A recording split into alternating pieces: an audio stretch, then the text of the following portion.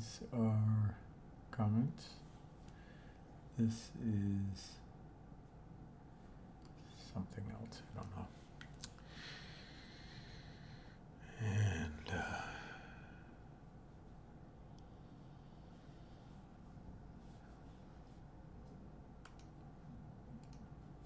this, I don't know why this is here. Take that out. One person, welcome. I don't know who you are, but I don't know who you are. But I have a certain set of skills. I have a certain lack of skills. I'll never be able to find you. All right, I'm just trying to set everything up.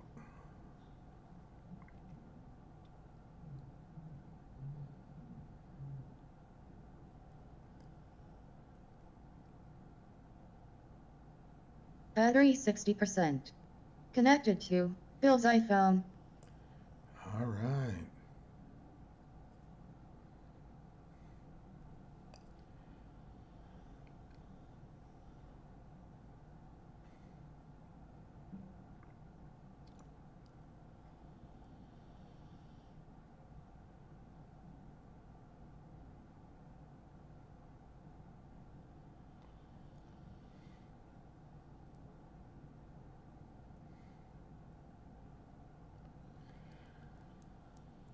Hey Patrice, hey Ryan. This is all new, so I'm still learning it.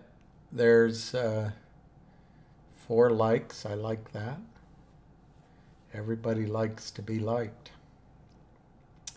Ham will be on in 8 minutes. Um,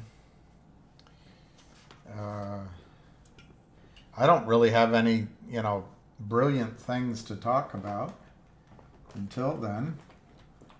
I do I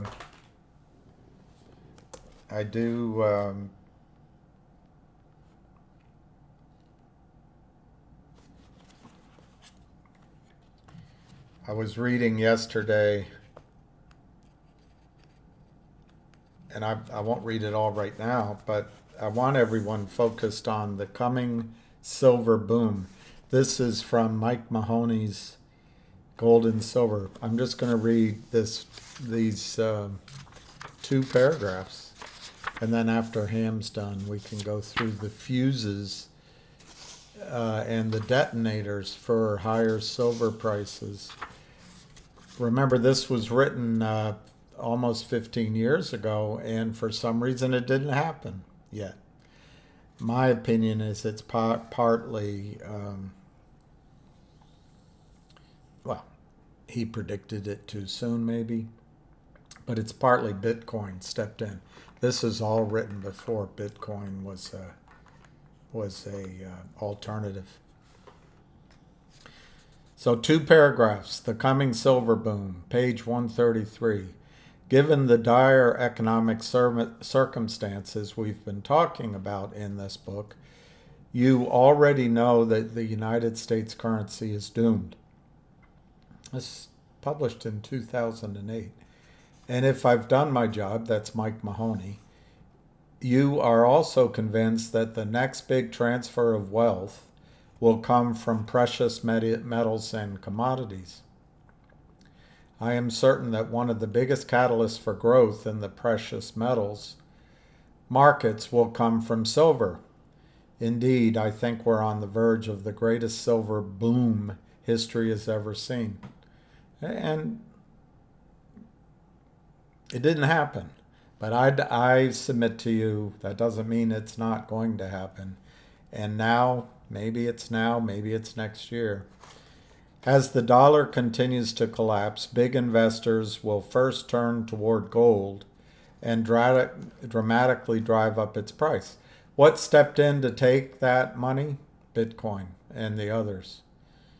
By the time the public catches on, gold will look pretty expensive to them.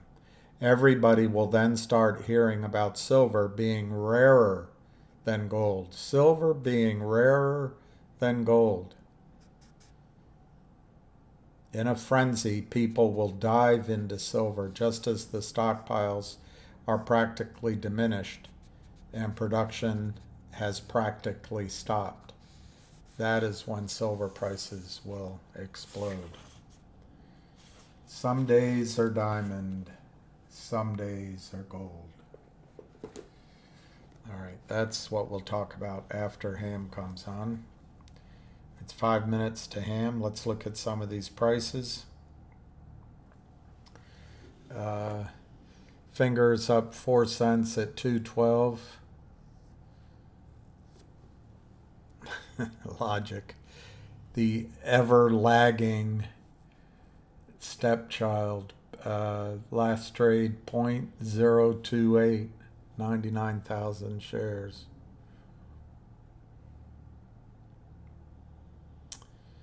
Let's see how CAUD is. CAUD is 36 cents. I want to do a video on that and maybe see if I can get an interview. But you know, the hedge funds that they turn to and the advisors really screwed the pooch there. But remember, he did not do a reverse split. Just remember that. I think that speaks very highly for him. He moved to the over-the-counter from NASDAQ. Bravo.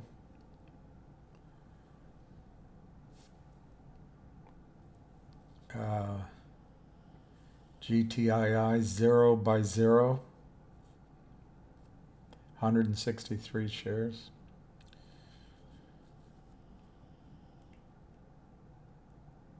Well, I'll leave it there. We'll leave it there. And let me just look at who's here before Ham comes on. Hey, Darren. Oh, this is different. I see what I got to do. All right. Hey, John. Darren was first. John second. Patrice third. Ryan fourth. Hey, flying bus driver. You can't believe your computer. I'm able to use eCam, which I'm learning about. I spent the weekend going through different, and I signed up for them, which was probably a waste of money, different applications for streaming. And it turns out the best one, well, everything's opinion, I guess, but the best one for Mac is one you download the majority of it, and it's called eCam. And this computer that you sent me had, maybe I can look right now. Yeah, I can. It is 10. Well, I got to go to, yeah, there it is. It's 10.15.7. And the eCam works on anything over 10.13. So it just squeaked in. And it's great. I'm learning how to do it. There's a lot of things I've got to learn how to do, but I can say thank you to flying bus driver and then go,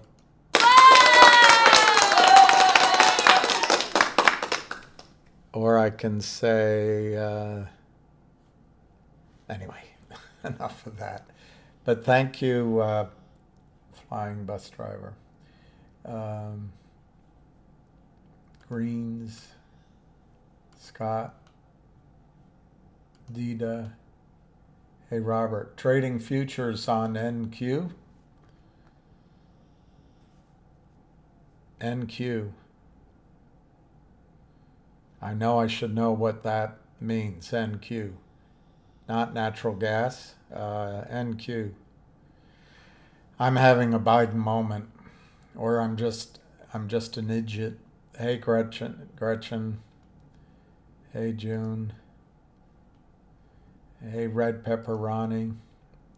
Thank you for saying hi to Lucky. Hey, Miles. Yeah, thanks to Lucky Boy. Poor guy. he gets happy. He got attacked by a dog yesterday, but he just yelped and walked away. He didn't join in on the fight. Hey, pilot to the moon, and then he forgets all about it. The one and Frankie, and I'll go back to this until Ham calls in. It's 11:01. I expect him to call momentarily, and then you'll be entertained by the same thing you hear every day until it changes. Things will change. Sentiment can change on a dime, Jack McCarthy used to tell us with his Boston accent.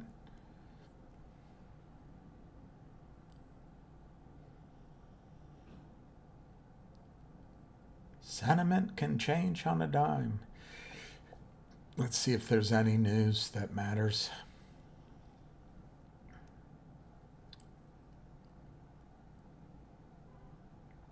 Oh gosh, don't want to talk about that.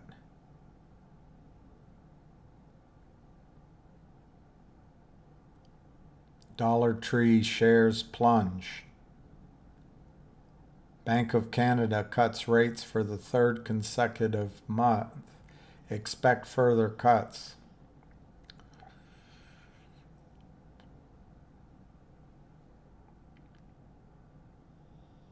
Call from. All right, here we go. All right. Oh, I got to take those off. Hang on, here you go. Hang on. You should be live. Hang on 1 second while I put my ear pods away because it'll probably interfere. All right, they're gone. You can talk. I'm just typing. Yes. I'm just typing in GDC. There's a 14-cent spread.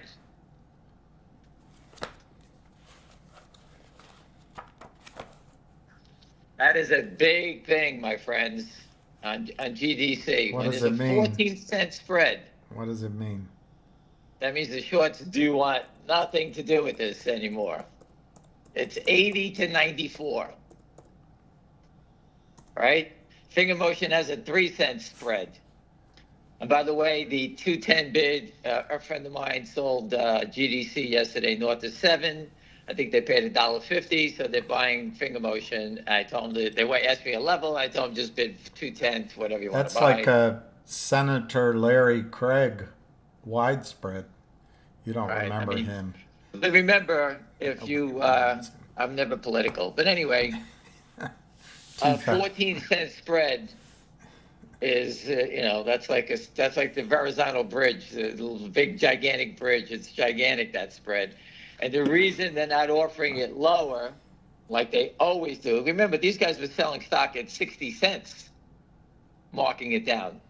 And now they don't want to offer it at 681 all of a sudden, or 682. They're at 694. They know there's a monster buy around. It has to be. They know. They absolutely can see it or feel it.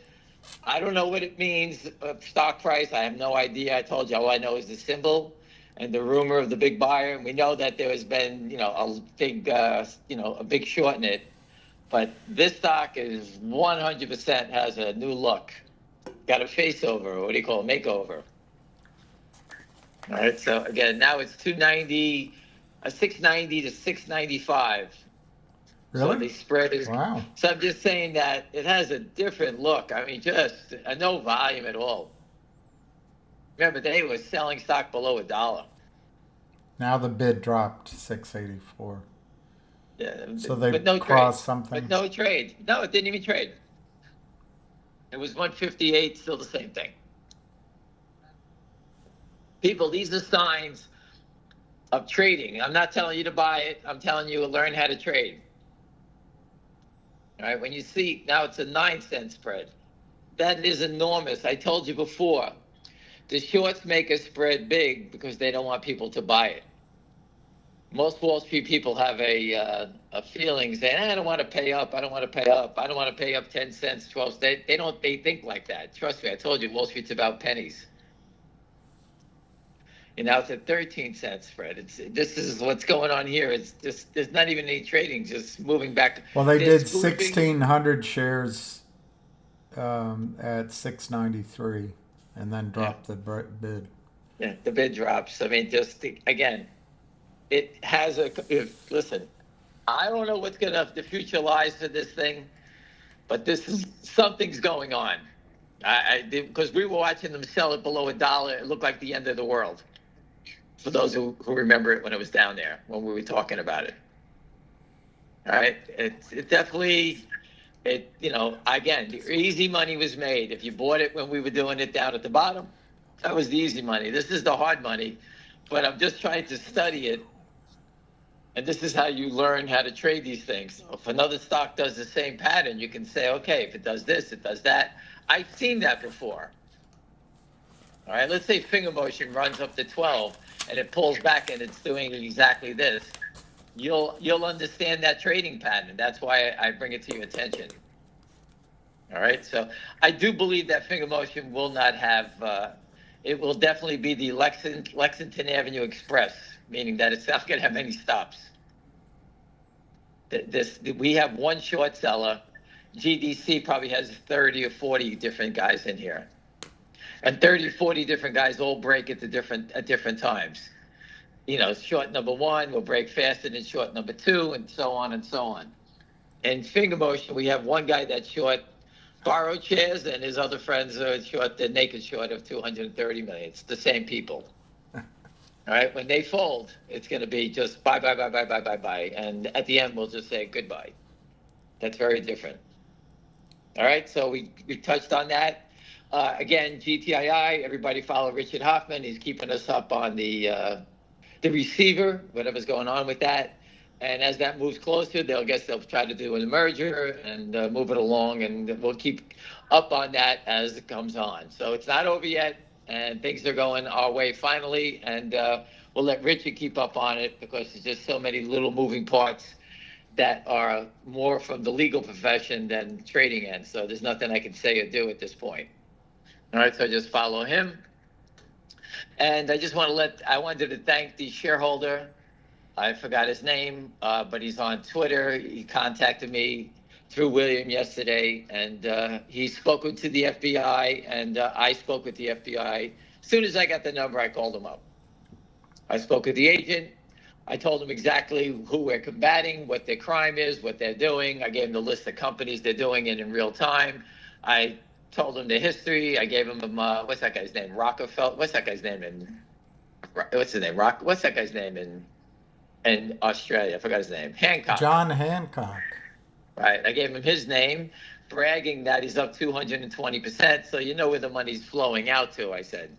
So these are offshore people that are capitalizing and looting the American public, using this debt spiral, naked short selling, attacks, short. I gave him Capybara's name, short and distort. I gave him the whole thing. They just showed 10,000 on the bid for GDC. Now it's gone. It was there briefly, 10,000. Well, again, there's somebody standing here trying to buy it. I've told you that for days. There's the rumor of that big buyer.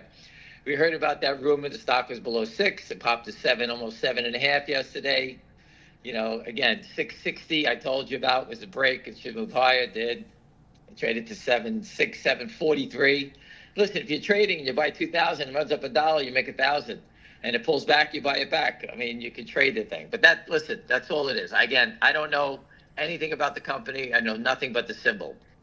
But this is a trading pattern that if you were playing, this is 100% right now a buy the dip, sell the rip type trading pattern. All right, the trend is going up. Again, I don't know how high it's going to go. We're all hearing big numbers, but that's something that the easy money was made. If you want to risk it, good luck. All right, I'm following something that I believe is standing still. I like to buy things that are moving sideways. Once they get volatile, it gets a little dangerous. All right, so I look at it, GDC is up, down, sideways. There's big rewards if it breaks. We all know what's going on. That's up to you. But the easy money has been made. Again, that's how we look at these things. We look for the easy money. We don't want to be playing, the Wild West. All right. So finger motion, these guys have marked it down to where there's no more room to go. There's nothing to do. And people keep putting bids and accumulating. Listen, if we accumulate just 50,000 or 100,000 a day, that's 500,000 a week. It's 200 a month, 2 million a month, excuse me. That 230, you can see they're not covering if they're trying to hold it here. What do we have in our favor? The dividend. Again, I'll repeat it, the dividend. I don't know what day it comes out. Based on lawyers that follow the SEC, based on timelines, the SEC approves things or comments on it during the time period. We're getting to where we're right there. I don't know what day, but something's got to come out, with the SEC. So again, this is just based on what lawyers can tell us, like 687.7 on the GDC. I told you that's a buy signal on that. But anyway. They just did 3,912 at 696. Yeah. Well, someone's trying to move their bid up. Anyway, in finger motion, we're waiting for the dividend. Remember the dividend, Patrick Burns' last hurrah in Overstock was a dividend, a special dividend. The stock went from 3 to 128. It's right there. I post it every day. Google Pat Burns short squeeze, read it yourself. That's what happens. William, I have to put you on hold for a second. My grandson just came into my house. I want to say hi. Hold on, everybody. All right? Tell him we all said hi. Tell him goo goo gaga.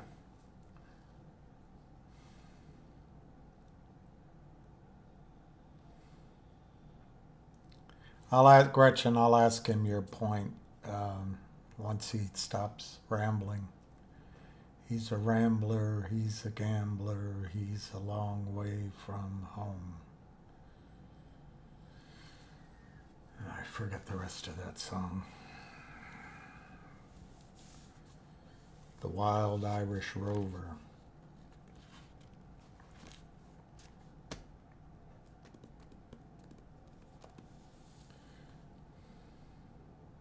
I didn't set up this call, he did, so... It's 689 to 7, 189,000. William, I just have to step out for 5 minutes, all right? And I'll be right back, everyone. Can you deal with that for 5 minutes? Of course. All right, thank you. I'll talk about something else. All right, I'll be right back. I shall talk about something else. We can talk. We can dance if you want to.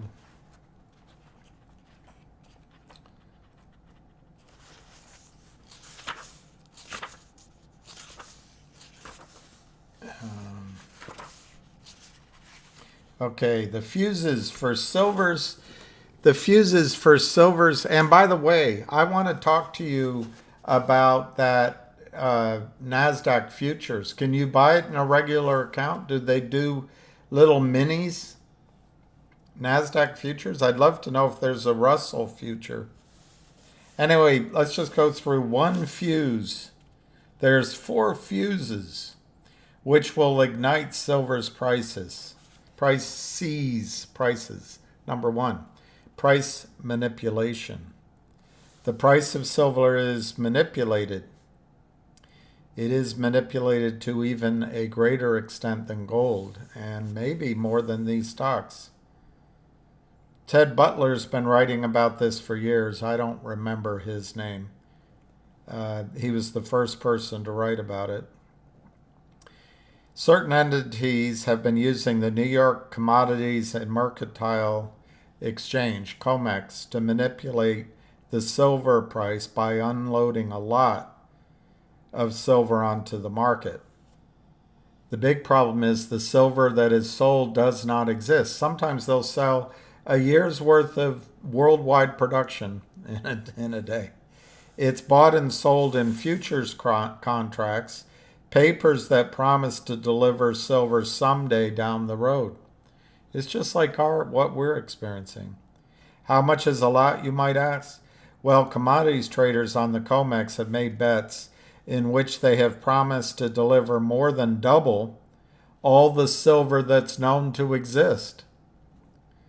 If the longs, the traders who bought the futures contracts, demanded delivery from the shorts, the traders who sold the contracts, the rest of the world would have to go without silver for more than a year. This was written in 2008. This means no new cell phones or computers, Sony's, Panasonic's, for more than a year. Is Panasonic still around?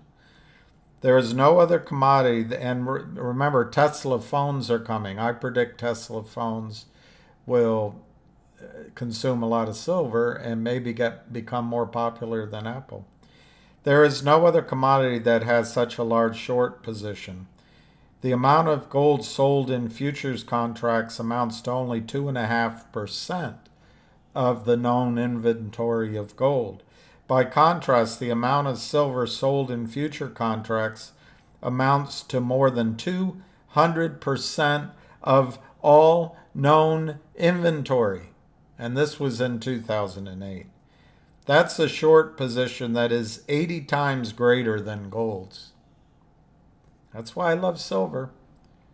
Volatile, manipulated. Is that alone proof that the price of silver is manipulated? No, but it's mighty suspicious. Something even more suspicious is the fact that silver also has the largest percent of contracts, open interest, held by the fewest number of traders of any commodity. Only 4 traders hold the vast majority of the silver short positions. And all you have to look at is JP Morgan. That's my words. Those are my words.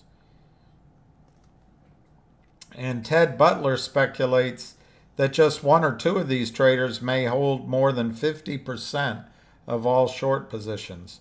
That would mean just 1 or 2 entities are largely determining the price of silver for the rest of the world.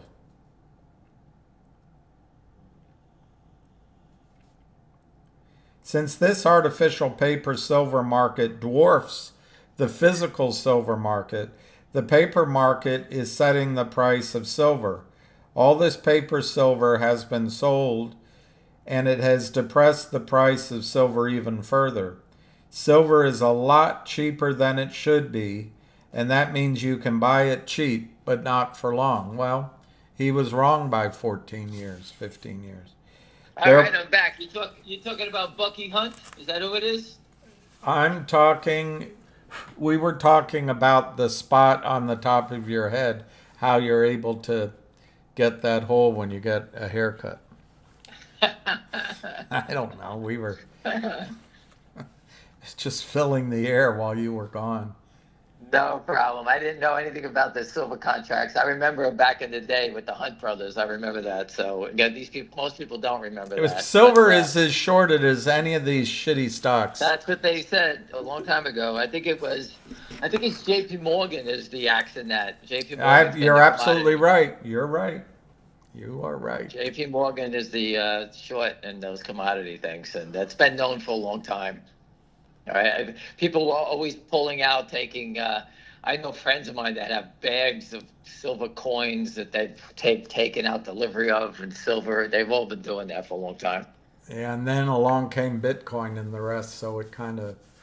So they basically no one trusts any part of the system anymore, and they went into Bitcoin. Mm-hmm. That's exactly right. Mm-hmm. There you go. There's nothing else to tell you. That's they destroyed everything they can because they've been looting everyone, and the big boys know it, and they just had enough of it. Mm-hmm. It's remarkable. Gold, silver, nothing moves. People have been buying gold and silver for everything so long. Everything in the world, much less the United States, is just a commodity, just a contract for these guys to trade around. Houses, office buildings, rentals, farmland, water, everything's a bet. Imagine if Jesus came back and walked in. He'd tip over all of their tables and yell, "Get out of Well, that's in the Middle East. They always say if you don't, they don't believe in usury. You can't charge interest. You can't do that. You can't sell something you don't own. So again, That's a good that's point. why I tried to focus on opening an exchange in the Middle East. This is to get away from this nonsense. It's just after a certain amount of time, it just keeps. From when I figured it out in 2000, it's just remarkable that it's everywhere. It's everything. Treasury bills, this. How do things have a failure to deliver? You buy it, you sell it. There's no history of anything. They have no idea what's going on. They don't know where the money's going. The whole thing is just out of control. Everything. And it's going to come to an end, and it's going to end poorly. And the poor investors are the ones that are going to get wiped out. We always do. I have a Middle Eastern friend. He'd always say to me, he'd say, Bill, this is going to end in tears. It'll It end always in does. tears. Yeah.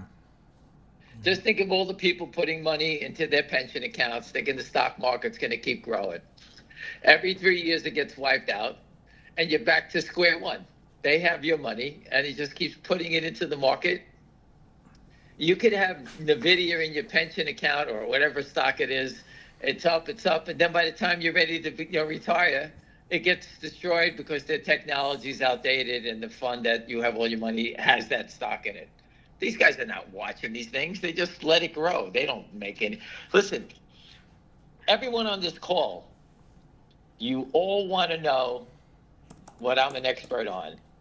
And that's short-term trading. Everybody wants to buy something in the morning and sell it 10 minutes later. That's what I was an expert on. I'm not a long-term investor. I decided to become one because I wanted to do other things instead of sitting in front of a computer all day. All right? People hold it against me. Well, you should go out there trading. I says, I don't want to do it anymore. I want to go out and, go have lunch. I've never did that stuff in my life. I was chained. You had hot dogs. It cost me $100,000. Like Telly Savalas. You used to have your lunch at the hot dog stand. Can you believe I turned it to Telly Savalas? You were Kojak standing there. Let me buy you lunch. And it was a lollipop. So I am an expert on trading. So let's just say in this GDC, if you bought the dip today, the low was 645. So I paid 660, right? I didn't pay the bottom. And all of a sudden it pops up to 7. You buy 2,000 shares, 660, made 40 cents, 2,000 times, $800. That was done in 7 minutes. And I could do it in 3 other spots. Before you know it, I'm up 3,000 today. Not taking big risk. 3,000, 5 days a week is 15,000 a week. That's trading. That's what I used to do every day. But to do that requires you not to miss anything, not to miss a sale, not to miss a buy. It's not easy to do. But you have to put your time in to do it. And that's why I went to finding a company, bumped into it by accident, and that's why I found Finger Motion. Then it bumped into that it was attacked by Naked Shorts. And okay, now I understand Naked Shorts. I understand the company. Why am I leaving? I'm not leaving. All right, so here I am, not going away. And we're 49 days, soon to be 48 days away from Trump election. Elon Musk. Trump said he wants to put Elon Musk in his cabinet to work on government waste. There's a quote on Twitter. Elon Musk said he says he can't wait to help out.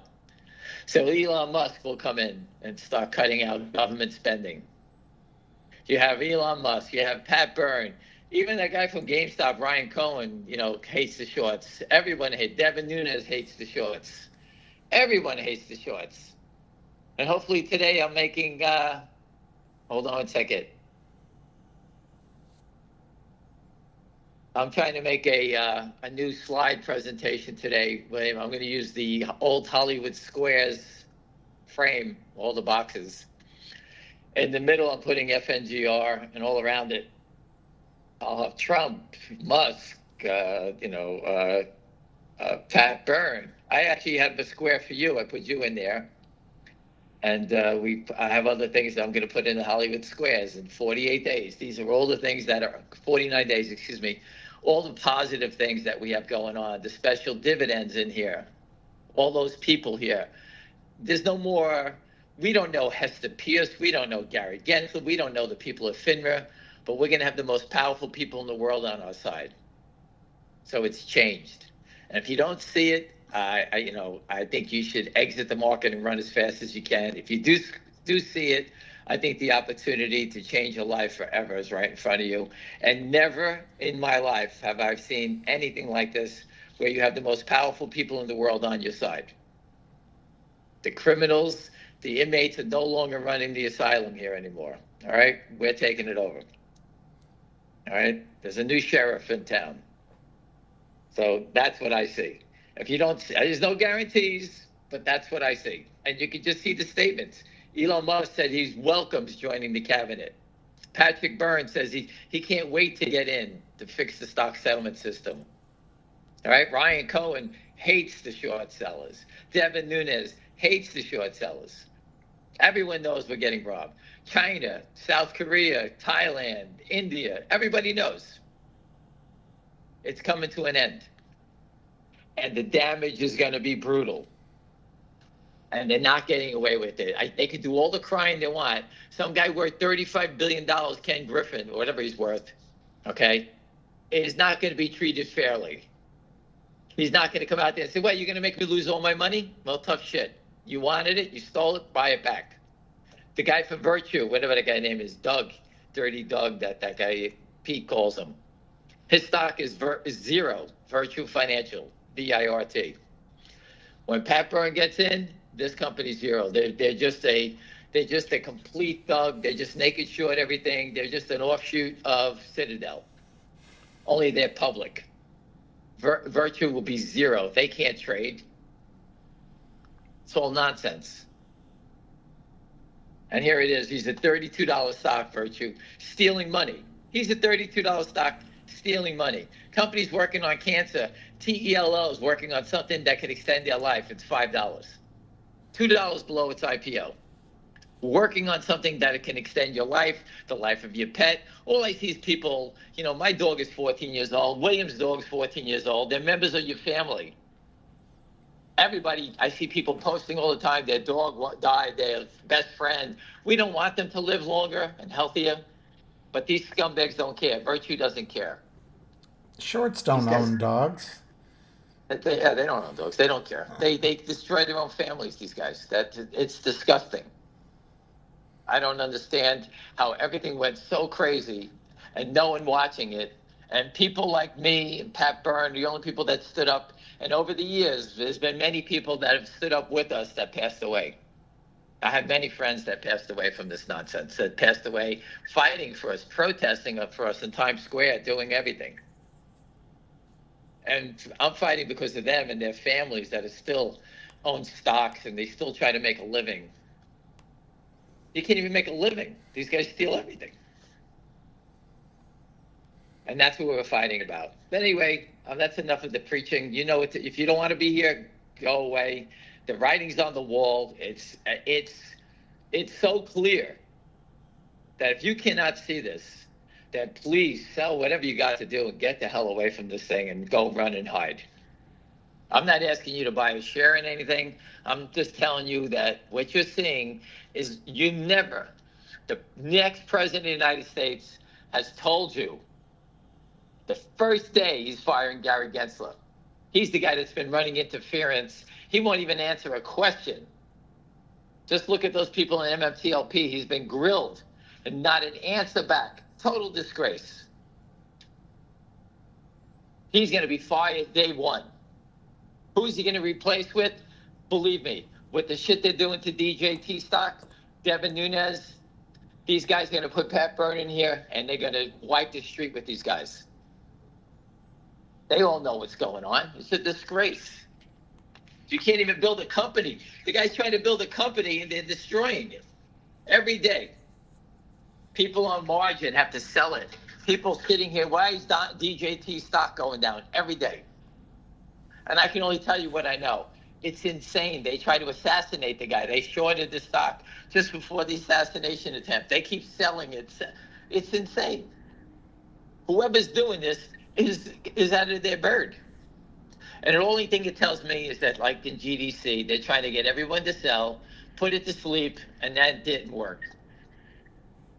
Finger motion, stock just went to 318. They pushed it down from 318. As fast as it went up, it went back down.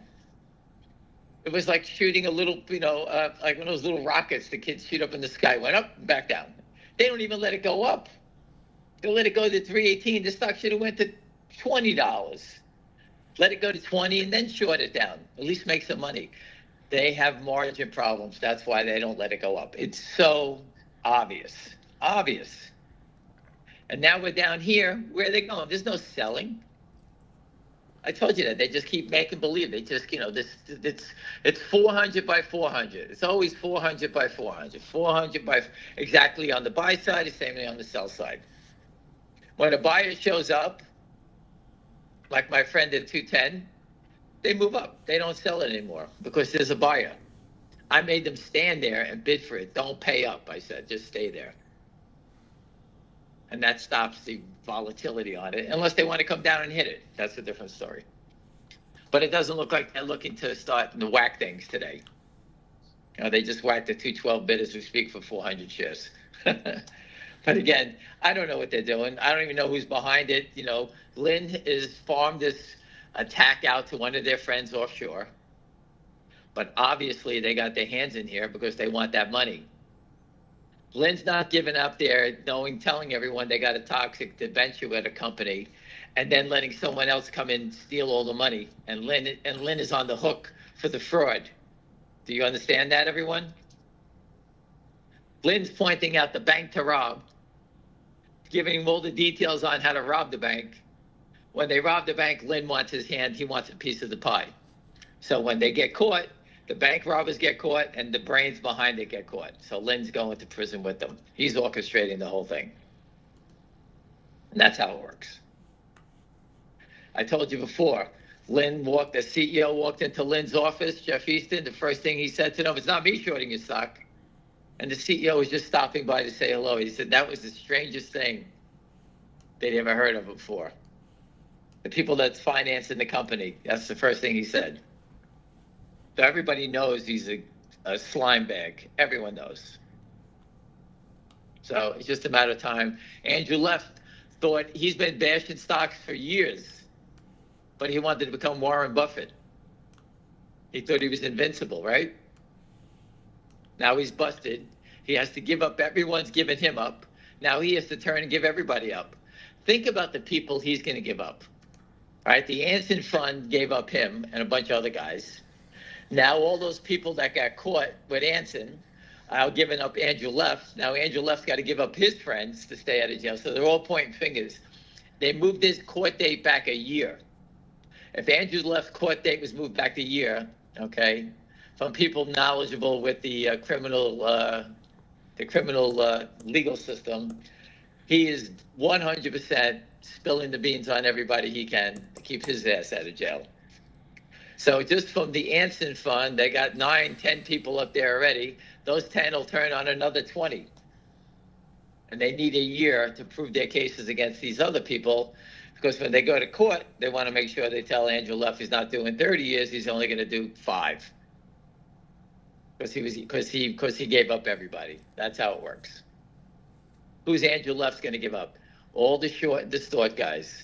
Who's in the network? Who's part of it? Lynn Partners, Savvy Management, what's the other guy? Yorkville, or this other one I told you about yesterday.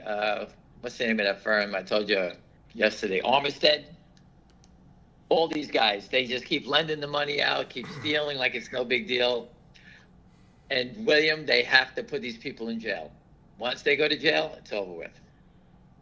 And that's what's going to happen. Ken Griffin, they're going to take his money and basically they're going to force him. And it looks to me, if you said what's going on, I think that a lot of stocks like GDC, where they were selling 100% of the stock, now they're selling 20% and they're trying to cover back 80%.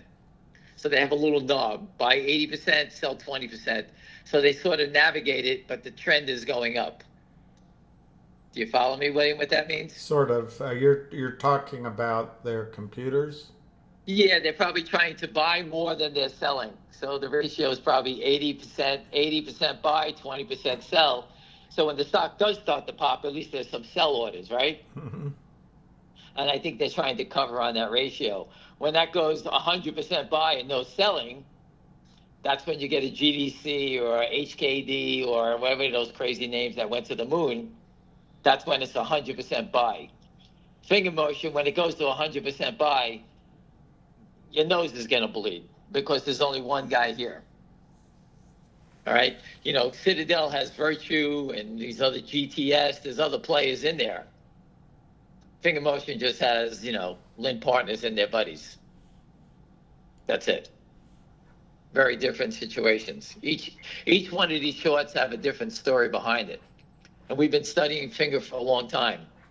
So we know the short and the Finger Motion. I don't understand the shorts in, GameStop or these other ones, Again, the shorts in GameStop and the people, they keep trying, and every day they push it, push it, push it.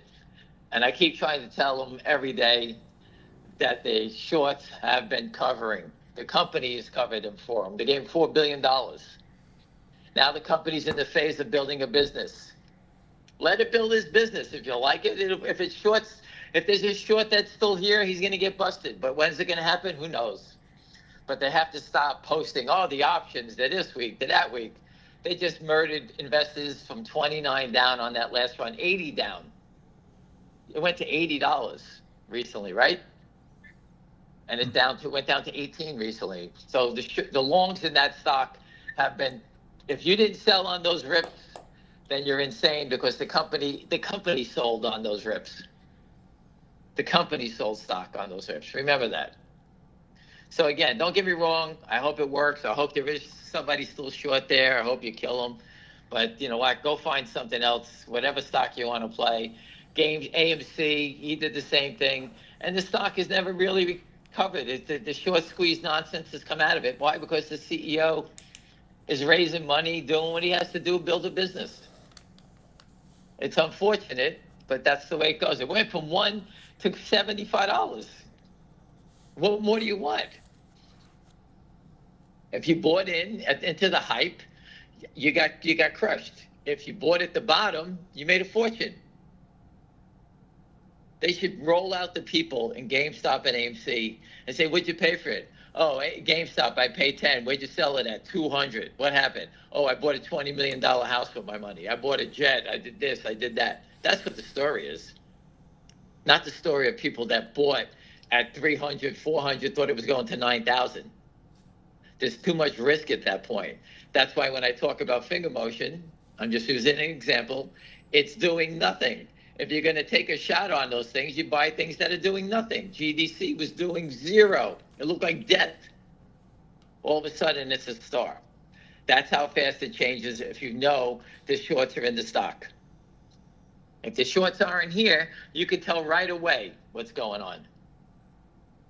AMC, no matter what they did this summer, movies, people going. I went to the movies. I bought the popcorn. I made my donation. We saw all the hot movies.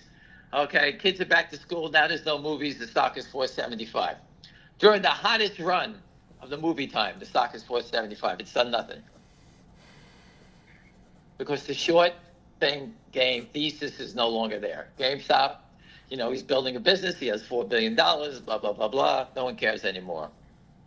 Hedge funds are not there. The short squeeze players are not there. There's people probably accumulating because guess what? For the long term, the guy's got $4 billion. I told you what he should be doing. He shouldn't do any business and go become Warren Buffett, buy stocks. That's how I look at it. That's just my opinion. You can do whatever you like. But if you find stocks that are going sideways to doing nothing, that's what you look at. This GDC, everyone keeps asking about ZJYL. And I'm watching ZJYL very closely. But I don't think ZJYL goes until a month behind GDC. So if GDC goes today, it's September. I don't think ZJYL goes to the end of October, whatever. I think there'll be time between the two. So there's no rush. I'm just watching it. right? So I'm trying to plan ahead for what I think is going to happen. Not that I know, but I'm just trying to plan ahead. I don't think they're going to go bang, bang, bang, bang. Chinese names. I think they let time go by, as we've seen. GDC traded through 7. They came back with another 800 shares to sell at 7. You understand? This is nickeling, diming again in this stock. Same pattern as in Finger. There's 800 shares. There's always 100 shares to buy and 800 for sale. It's not 8,000, it's 800. Remember, they can change the price and the margin of a stock on 800 shares, or 1 share, 100 shares. And that's what they do. They mark it down all the time. Remember, they mark it down 4 cents.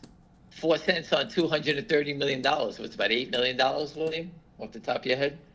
I'm no good at that. 4 cents times 20. It's got to be $8 million. That's how much 4 cents means to these guys. One penny is what, 2.3 million? Well, how much That's will how much $4 mean to them? I'm just saying that's how important. You guys don't think stock's down a penny, down 2 cents. Think about how much it means on 230 million shares, or the 1.4 million. That's what that means. This whole game is about margin. How are they still playing the game? Think about it. You go to a casino and you're betting, and they look at you and you say, okay, you had a credit line of 100,000. You lost 100, William. Oh, Right. Can't you give me more? No. Oh, you just don't keep giving me endless credit? They cut you off. In Wall Street, somebody is fronting these guys and letting them stay alive. Whether it's the prime broker using illegal activity to do it, or is it payoffs from the short seller to the prime broker? Someone is giving these guys a lot of extra credit. And that's what has to end. There's criminals all along the food chain here. Because how do you know that? Well, William, if you just go back and look at the Alpine fiasco with GTII, they were defrauding the DTC. They have no money to play with, and yet they were free riding and trading the stock market with no money. They were shorting stocks like GTII, got caught, the stock went to 10. Alpine was carrying the trade as a prime broker and basically had no money to play. So what did they do? They kept selling it down, and they sold it back down until it went positive for them. That means they're playing with no money until it worked. Endless supply of money. They were risking destroying the depository trust by selling more shares. Imagine they sold more of those shares, pressed more bets, and the thing took off from 10 and went to 100. Do you know the devastation would have been at the depository trust, because these guys were now creating a systematic risk to the whole financial system? That's what the Alpine was doing. And those guys have been fighting, trying to stay alive for 2 years now. We've been watching this nonsense. And why would they be doing that? For one reason only. And that reason is because they're hiding fraud. They're moving money, selling assets, moving things, whatever they're doing, turn it into cash, whatever they're doing. Look at Andrew Left. He just got busted. He's selling his house in Boca Raton for $16 million. If he has a house for $16 million, how much more? They said he's only worth $20 million. His house is worth $16 million. They said he has houses offshore. This guy's probably got $200 million hidden. And that's why they took away his passport, because he's a chance to run away. So the system is completely corrupt. We have to live in it, and we're fighting back and exposing them. Finger Motion, I believe the company's fighting for us. That's my belief. They could be sitting here stabbing us in the back, but everything that I see on the financials and the tone of the CEO tells me they're here for us and for themselves. Remember, these guys are risking their time, their efforts, everything they're doing to make it work for their families and their friends. And we met their friends. And they all seem very positive about what's going on. So if they're positive, I'm positive. I'm waiting for the dividend. We got 48 trading days to go. I think it's 48. I'm sorry if I misquoted. I get tired of changing these numbers. Yeah, it's 48. We'll be down to 47 after today. And we got another 4 hours to go. It goes to 47. Remember, I started this at 90 plus. We're down to 48. So time is flying. Unfortunately, we're all getting older, wasting our time babysitting these crooks. I spoke with the FBI, thanks to the shareholder. Again, I don't know the shareholder's name. He posted on Twitter that it was him. So I saw his response, and I told everybody. I gave them as much information as possible. They hand it to their financial crimes unit, and they take it from there. Any questions? I think I recapped as much as I could do 1,000 times already. Well, Eric wants to know what happened to Florida State. I missed it, Eric. I didn't see the game.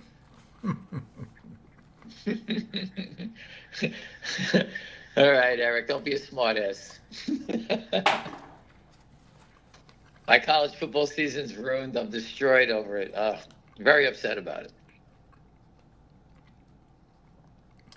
It's. I don't mind losing. I don't mind losing at the end of the year in a great game and a 3-point game or something or whatever. But to just get wiped out by, I don't even know. We don't even know what's going on, to tell you the truth. With the coaching, something's up. We don't know what it is. It's Spiny's birthday today. I think it's Prince Harry's birthday today too. I think I read that somewhere. Let me see if there's. Oh, I know there was a question from Gretchen. She's kind of wondering if, in general, they being the regulators, could be kind of trying to slow walk these shorts, and maybe specifically finger, so that when it goes, they can blame the market crash on short selling rather than on Joe Biden. I think it's individual. I don't think they're doing that. I think the SEC. There's definitely a lot of short squeezes that happen. I think there is covering. I think that the Nasdaq is trying to kick companies. You saw Virtue. He wants to get companies that are below $1 to be delisted from the Nasdaq, trying to hide all that. They're trying to murder any company that's below $1. For example, like that KNW, it's below $1. That means it's going to be delisted, right? Right. And when they get delisted, which is perfect for them. That's what they want to do. They get them delisted. When you get delisted from the Nasdaq, they put out the press release comes out. The company says that we received a notice from the Nasdaq, we're being delisted, right? And then the only thing they can do to get the stock over $1, don't ask me why $1 makes a difference, but they have to get it back over $1 to meet their requirements. They reverse the stock. Well, the Nasdaq is telling them, hey, you can no longer do the reverse to get your stock back over $1. We're not going to deal with that anymore.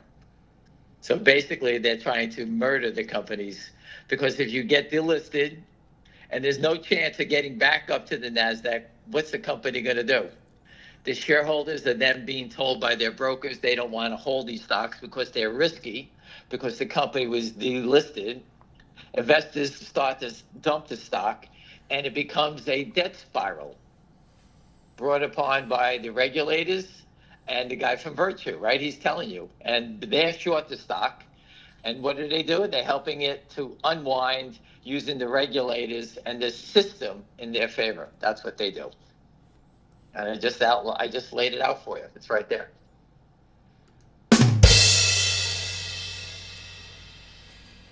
Are you okay, William? Yeah, I was just trying my new, what are these called? Sound effects. I've got 8 sound effects. It was like a drum roll with a cymbal? Is that what that was? Yeah, and then there's party noisemaker. I can give you a... That's Florida State, off sides. And then there's applause for Kamala Harris. Well, again, everybody understand. Any questions about that? I don't believe the SEC is protecting anybody anymore. I think that the shit's going to hit the fan, and I think basically they're doing it, allowing companies to do it on their own terms. Like, okay, If you could figure out the silver bullet, shoot them. That's what I think they're doing. Hey, you're magic today. What happened? It's all 100 share size, but we're now trading 704.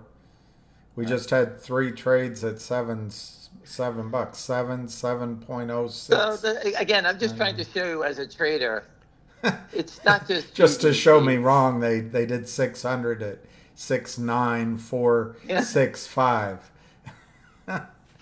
What the hell do you need with a stock that's, they don't even want, brokers don't even want to trade. Why do they have to trade it at 6.9465? That's their game.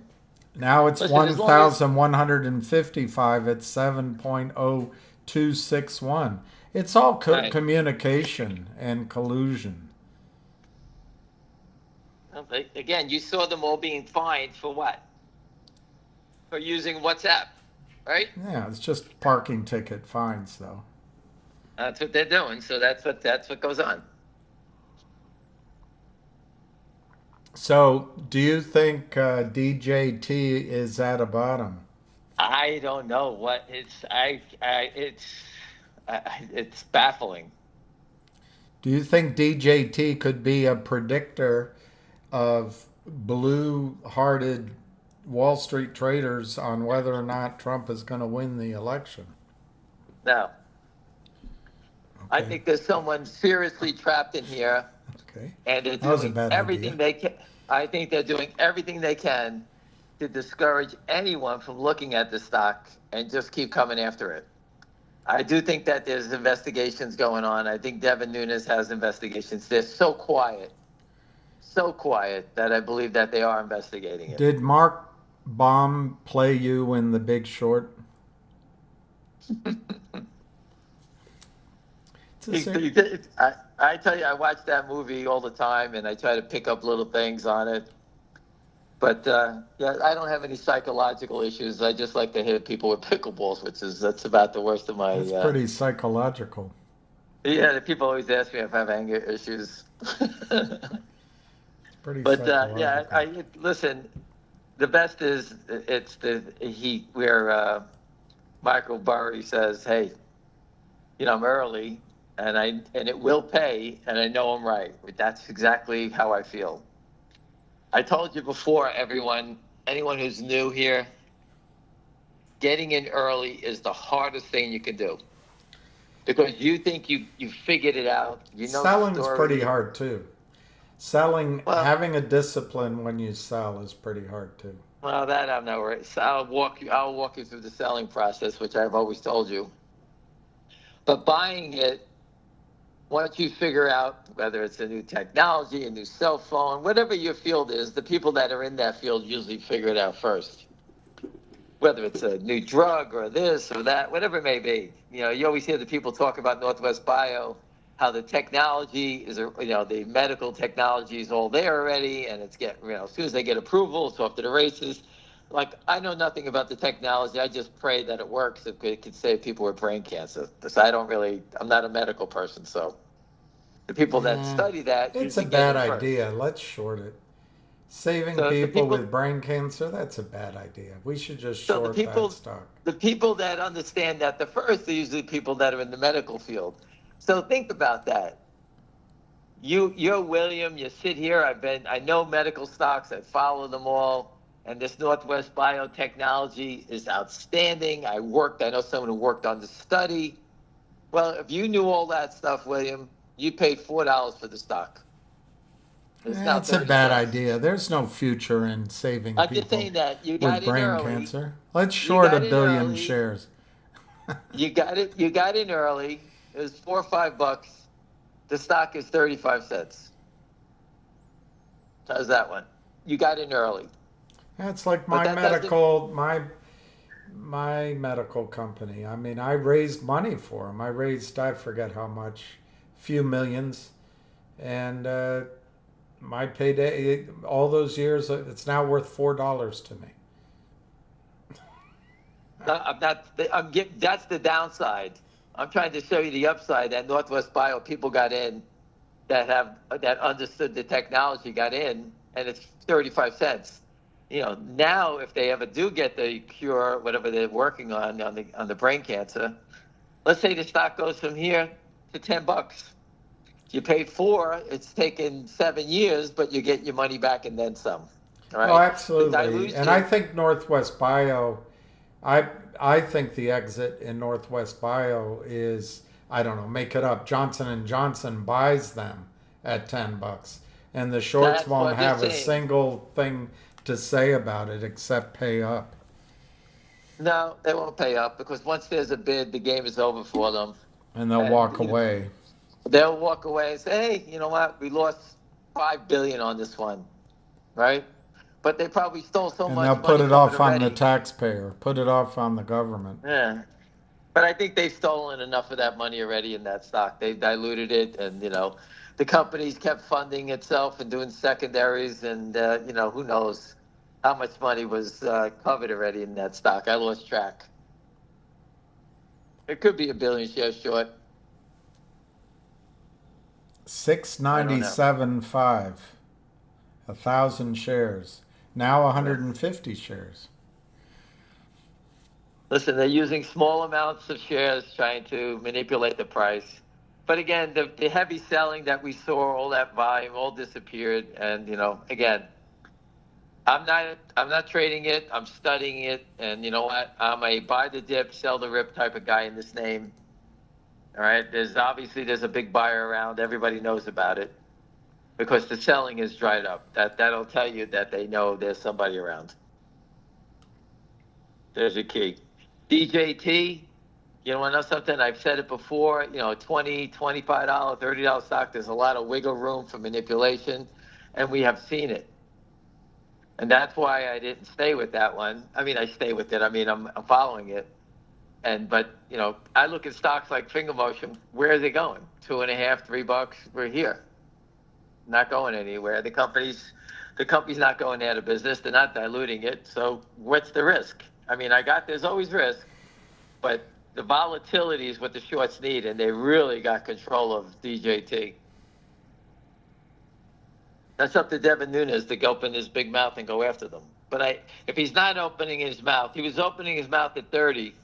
If he's not opening it now, they're doing it for a reason, meaning that somebody's getting arrested there.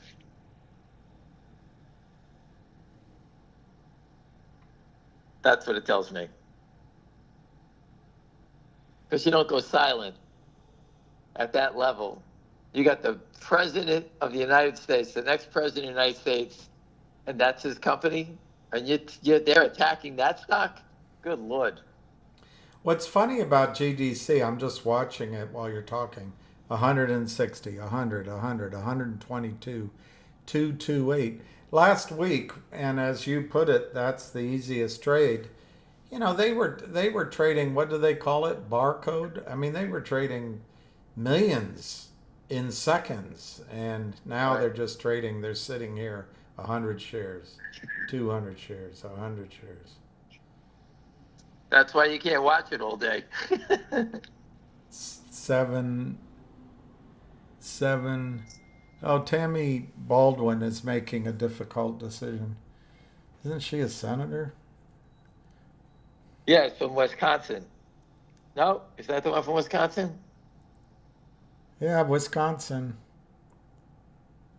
I always blessed her. I'm gonna. I'm going to. I'm going to put stop. I don't care about Tammy Baldwin. I always blessed her. She's always bragging how she's doing such good things, and I'm like, how about figure out how to stop letting people, while you're making money for people, whatever, lowering taxes or doing whatever she's doing. How about standing up for investors in the good state of Wisconsin? Right? She doesn't say anything. You should write to her about cheese. We tried to get to that lady Wagner. Remember? We tried Yeah. to get to her. Oh yeah.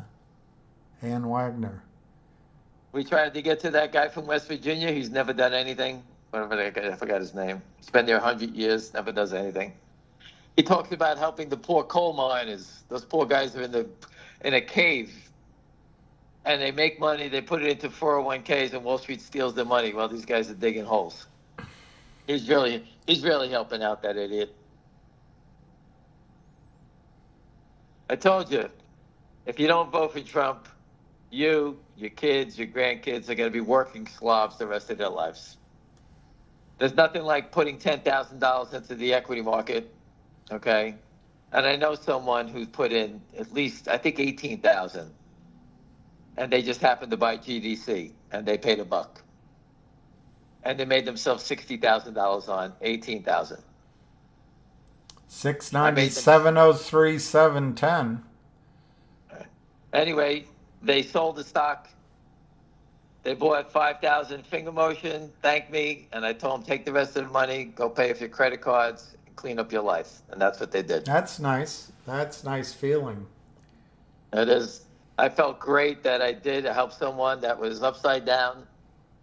They borrowed the money, they invested, they took the shot, and they held on, and they did it on their own. They just called me up and they told me they sold it north of 7, and they made themselves a ton of money. And I said, hey, just go do what you have to do. You know, they bought a couple of thousand shares of Finger, and they the rest of the money, I told them, take it out immediately. Do not do anything else. Don't think you're a stock trader. Take it out, and they did. Yeah, that's good. That's good advice too, because it's not easy. You make You don't wanna money give it doesn't back. make you an expert. If this was a normal stock market, I would tell you to press it and play, because if you can make yourself 90,000, you can turn that into $1 million if you do it correctly. Oh, But in this wow. environment, you can turn 90,000 back into dust, unless you know what you're doing. So Trump media just signed a, I don't know what SEPA stands for, purchase agreement, sale of equity purchase agreement. I don't know what SCPA stands for, with Yorkville Capital to raise 2.5 billion. Brilliant. Brilliant. They signed a what? I don't know what a SEPA is. SEPA. I don't know. Securities purchase agreement. Well, listen, that Yorkville's bad guys. We relayed that back to him, and Devin Nunes says he would never sell stock or raise money below the short squeeze trigger number, which is $50. Well, they signed it with Yorkville. You know what? I'm gonna have to make a call and get the answer to that, because the people I know talk to Devin Nunes. That'll tell you why the stock is going down.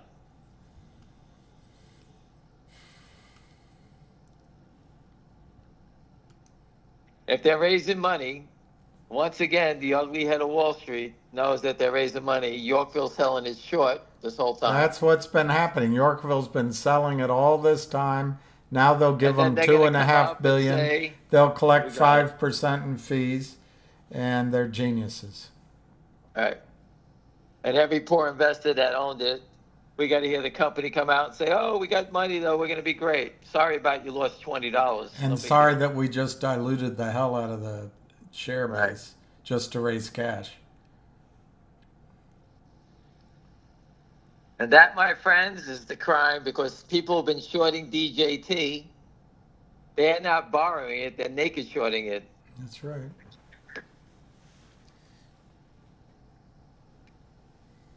And the same Yorkville is the one that Wolf paid off. My friends paid them off at 70 cents or 60 cents. It's the same one, isn't it, with that Ari guy that worked on NASDAQ or worked at FINRA or something? I don't know. On the board. Ari. I don't know if no it's idea. Rubenstein. It's something like that. Well, these funds that have a lot of money, they hire people from the regulator side to run interference on. So let's say you're a guy at the SEC. You know, Yorkville hires him. I just left. He was a commissioner. They pay him. He's making $1 million at the SEC. They come and join my firm. We'll pay you $2.5 million. He goes to them, and when the SEC has a problem, they call him up. Hey, you guys at Yorkville are doing something. He goes, I'm here. Let me clean it up. And they say, okay, we know, whatever his name is there, and that's how they do it.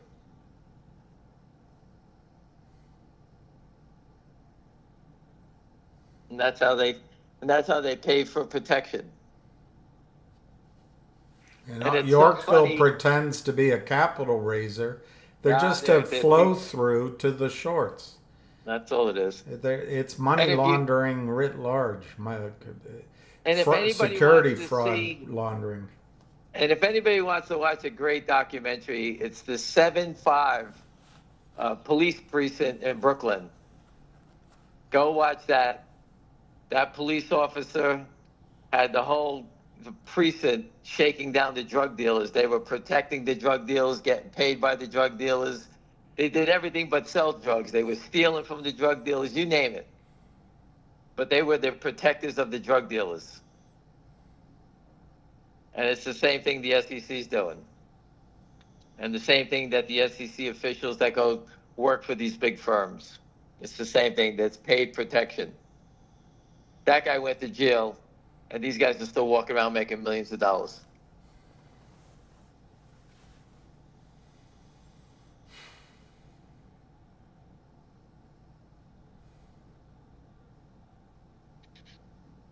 William, I have to tell you, it's a beautiful day. I'm It's a sitting in the gorgeous backyard. day. It's beautiful.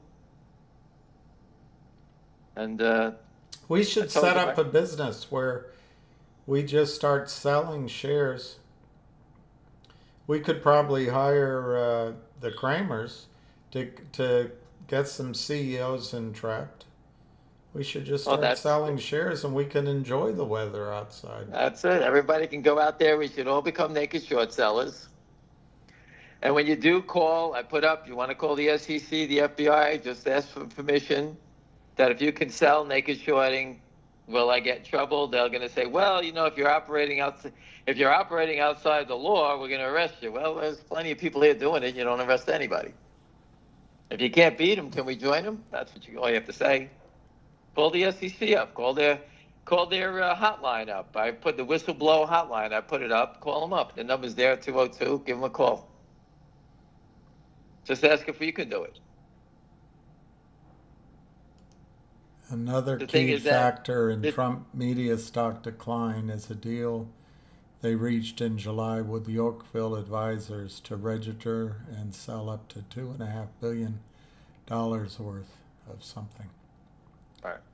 It's Ari Rubenstein, GTS Securities. And your friend Yeah. wants you to hand deliver the letters he just tweeted to you to the FBI agent you spoke with yesterday. His CIA friends tell him for years that the FBI wants to expire him. Well, they're pretty bad. I could have expired them. Tell them to come to my house They're again. I'll not make sure alone, they're all. right? That's your point? I'll tell him next time he comes to my house, I'll dig the hole for him. You're bad. Listen. Anyway, any other questions? No, it's 7 by 712. All right. So again, I'm not telling you I'm the greatest trader in the world, but buying the dip, selling the rip on something that I know nothing about has worked the last 15 days in a row, correct? Yeah. And just making yourself 500 a day, 200 a day, 200 a day, 1,000 a week, 4,000 a month. And I didn't do anything. I had a cup of coffee and a donut, and I made 4,000 a month doing that. That's if you know what you're doing. If you don't know what you're doing, that's a different story. And I hope you're understanding everything I'm saying. I'm trying to teach you. I'm not trying to promote anything. You do whatever you like. William, myself, we are not at your computer hitting the buy button, hitting the sell button. We're giving you our opinion 100% on what I believe in. I believe finger motion is a life-changing.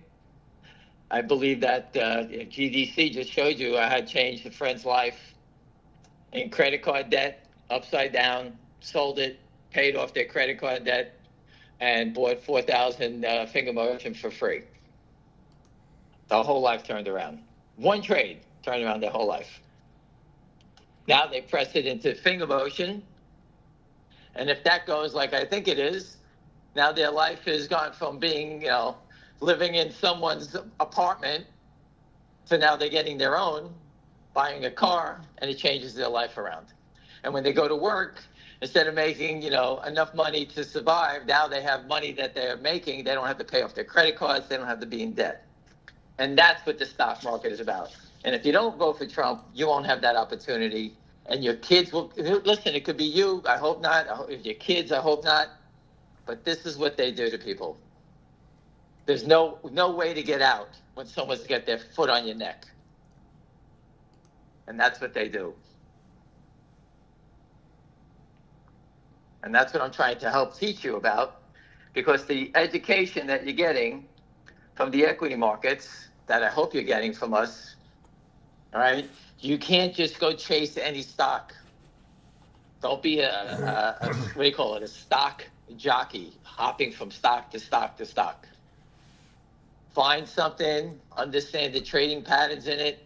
I know my friend, she just traded Apple her whole life for a major fund. That's all she ever did. And she got paid a percentage of how much money she made for that fund because she traded Apple. I had a client that did that. That's all he did. Just Apple. But she was trading. Where the stock was when he was doing it? It was around $30. Right. I recommended Apple. I still remember it when they had those stupid big Apple computers that that first Apple Mac, whatever it was, the iMac, whatever it was. It was like $20. I recommended it to people. It went down to 17 or 16. It looked like it was going out of business. And actually, someone I know bought 5,000 shares, a woman I know, and she held on to it. Her name was Eileen, and I said to her years later, 20 years later, she goes, I still own Apple. She made millions of dollars from it, from a $100,000 investment.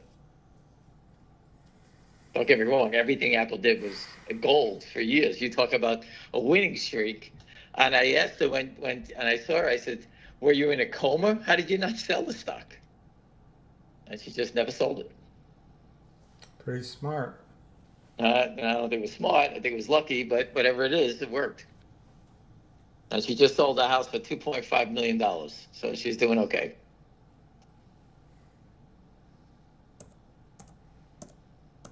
Thank you for that great news about your friend. It's not me. She did it. I'm just telling you that there is success stories, okay? But they can't happen anymore because Apple was $20 when she purchased it, right? If she had to buy Apple today, she would have 1,000 shares. Not even 500 shares. It's 220. I forgot what the hell it was, right? The same money, she got 500 shares. She had 5,000 at 20. A little different. So that's why you can make life-changing investments when the market is fair. Right? I believe that Finger Motion is a life-changing stock. That's my opinion. I think it can go from here. And you know what? People ask me all the time, well, how high can it go? Well, I believe it's going to be higher than you ever seen. HKD went to 2,500. And not one person was educated what was going on in that stock. That's how fast it went. I think everyone in Finger Motion is educated. And when it goes, I don't think people are going to be buying 10,000 shares at 214 and selling it at 314. Now, I know people that will sell 500 at 5, 500 at 10, 500 at 15, 500 at 20, gives them a 2,000 shares at 10, gets all their money back, and they can let 8,000 go. And that's what will change your life. You have no risk, and you got 8,000 shares that you're still long. So if the stock goes 200, 300, 500, 1,000, you can sell it. Imagine selling 8,000 shares at $1,000 a share. It's going to change your life. But the big problem is that you need to make sure as it goes, you make little sales so you have no risk, because the rest is like a roulette wheel. How high it goes, you get off whatever you like. You say, oh my God, I can buy a house in Las Vegas, a condo we always wanted, and I'm up 300,000. You want to sell 150,000? Let's buy the condo, and then you got $150,000 still riding on the table. As it goes higher, that number 150 then goes to 250. Hey, you want to know something? I want to buy a new car. Sell 50,000. That's how it works.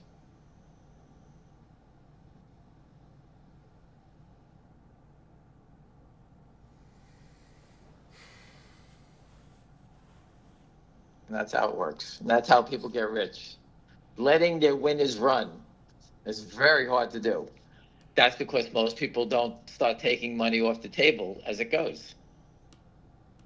I know people that have made a lot of money in GDC, sold it up to as high as 11 something, and they still have stock in their pocket for free.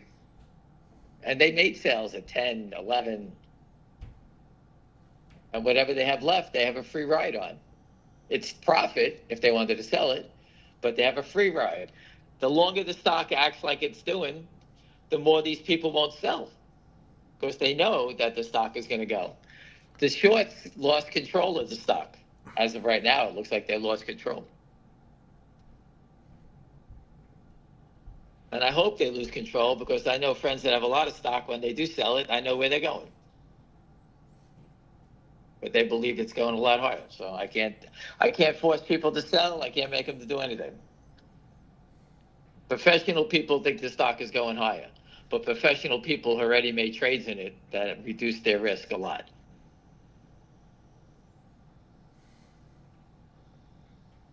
Do you understand that, William? Mm-hmm. All right. Any other questions? Is Nunes actually listening to you? He doesn't. Does he listen to me directly? No, but we relay the messages to people that do speak with them. I don't know what this money raise is about, but he did say a long time ago, and I put it on Twitter, he said he would never raise it below the short squeeze trigger number, which is around $49, $50.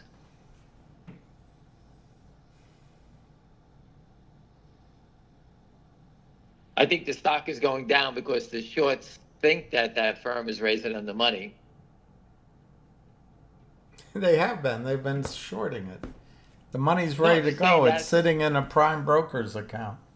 Right. That's what I'm trying to say is that, if he has. Oh, and then if he doesn't take the deal, they're FUCK'd. So, but if he does take the deal, then he has done exactly what GameStop has done. So if Trump loses, or if Harris is put in by forces beyond our control, how does that have an impact on finger motion? If you're saying if Trump is not president and Harris is president, what happens to finger motion? I think finger motion has a lot of escape plans. They can leave the country. I don't think it affects finger motion. I think it affects everything else.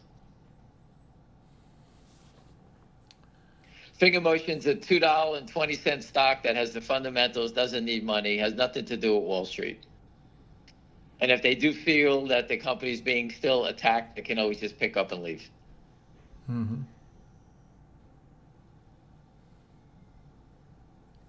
Will the warrants and finger trigger the squeeze? I believe so.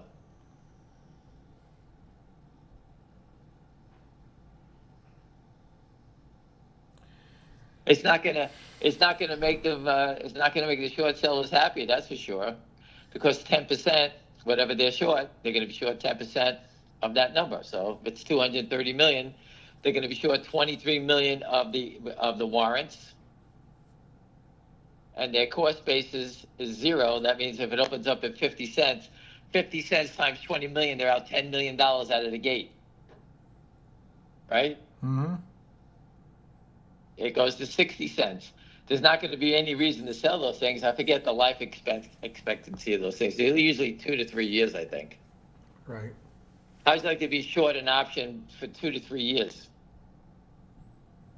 They don't know what the company's going to do in 2 to 3 years, right?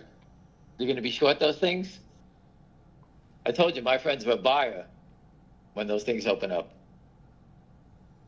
Well, I think that's what's going on with DJT is a lot of the holding periods are expiring. I think Trump's own holding expires October, November, the restrictions on the shares. So. Right. Listen, they're not that stupid. Devin Nunes was screaming about the shorts. We relayed already to them about so why are they doing a deal with Yorkville? Maybe they took all the know money better. They had in the. Maybe they had a deal. Maybe they lost all their money in Las Vegas and needed to raise some money. What the hell do I know? I don't know. Maybe they want to use that money, raise that money so they can buy GameStop. I don't know. I have no idea what their plan is. I listened to an interview with Devin Nunes, and he said that he's building a network and da da da da da da. He's not building. He's not building a spaceship. He's building a network. I don't know how much money he needs. He's getting content from everybody to put on his platform. That's what he's doing. I don't think it needed $2 billion worth of money. And since when does everyone need to raise $2 billion out of the gate? What are they going to do with the money? Devin Nunes is what, 55 years old?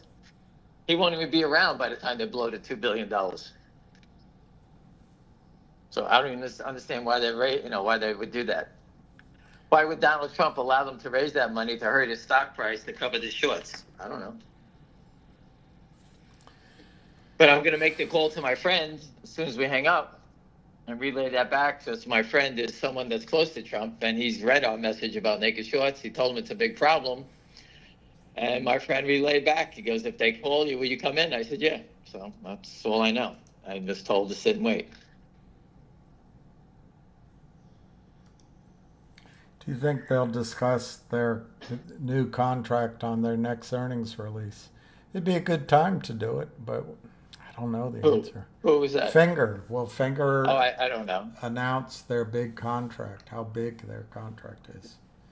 Listen, these things take time. Just go watch the interviews. I put a video up yesterday that their IR guy put up about a little video about finger motion. They're doing deals with reinsurance companies. These guys are $50-60 billion companies. The CEO has told you the insurance guys move slow. My friend who works at a big brokerage firm was told to keep an eye on data. He says that revenue is going to start to roll in. And you could sit there and say, what are they going to charge for data on the Chinese consumer? All 1.5 billion of them. Well, I don't know about you, but there's a company called Snowflake that's in the data business. And I don't know how big that company is. If anyone wants to give a market cap, let me look.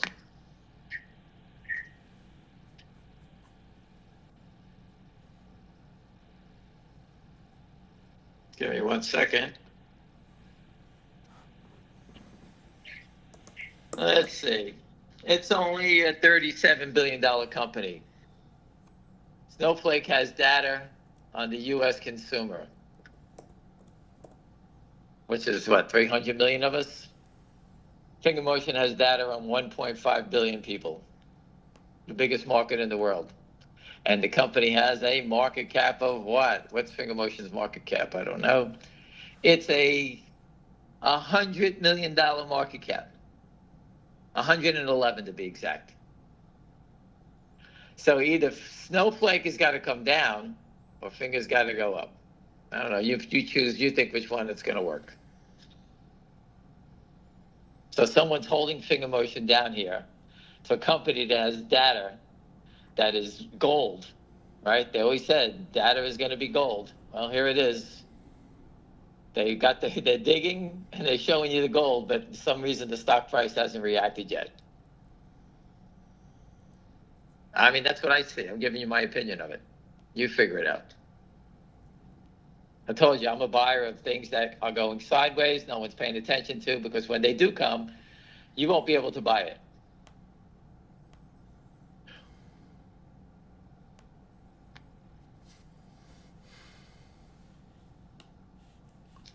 Is that it, William? Anything else? Seems to be it. Seems to be it. Thank you for taking the questions. No problem. Always. Again, if you want to whistle blow like the other gentleman just did, just call them up. Call whoever law enforcement you like. Tell them what you see. Tell them what you believe. That's all. I don't care. Whatever you want to say. They have whistleblower awards. Just say what you have to say. When you exercise a warrant, does the broker have to deliver shares right away? You sound like you still have faith in the system. Yes, but they have to. The company has to be the recipient of the money. But that's what gets really confusing, because if there's if there's 50 million warrants and whatever, No, it's going to 23 be million warrants. 23 million warrants. Yeah. When you go to exercise it, everyone's going to exercise it at a different time, right? Not everybody's going to do it in unison, right? Yeah. The company is going to say to you, William, you bought it, you have 1,000 warrants. You like to exercise it. William, we have to send $3,000 to the company so that you can get your free share, your 1,000 shares from the company. That's how Right. it works. Right. The company will have knowledge of everyone that is doing this. If the brokerage firm, Except if was it goes through street name, there'll be somebody in between that. It'll be the back office of Morgan Stanley calling up and doing it for they will not take the liability of the warrants. Do you understand? No, I didn't understand that at all. The brokerage firms are not going to take that liability. Yeah, we'll see. They're just committing more fraud, right? So which hurts the shorts more? Do you understand, William? Yeah, I do. I understand your thought. Hello? Yeah, I'm here. William? I'm here. Where are you? Are you in New Hello? Jersey? You're in your car. William? Yes. Oh, there you are. I said that the brokerage firms, okay, will be taking on tremendous liability for the short sellers. And remember, 48 days, Pat Burns going to be in charge. The dividend that Finger Motion is working on will have great exposure to Pat Burns. Pat Burns going to know everything about it. Okay? So just remember that. Okay. This is something that Pat Byrne believes in. Pat Byrne is going to be there for us, and we will have a front row seat of showing our stuff to Pat Byrne of a dividend. And if anybody's fucking around, Pat Byrne in charge will make sure that they get exposed. And he would love nothing more than to hammer E-Trade, Morgan Stanley, Ameritrade, Goldman, whoever it is, on behalf of us. If the people think, oh, Pat Byrne's never going to do that, then go see what Pat Byrne has done. And go watch the video of him telling you, hey, the only thing I want to do in this world is to do what? Fix the stock settlement system. And that's what he's doing.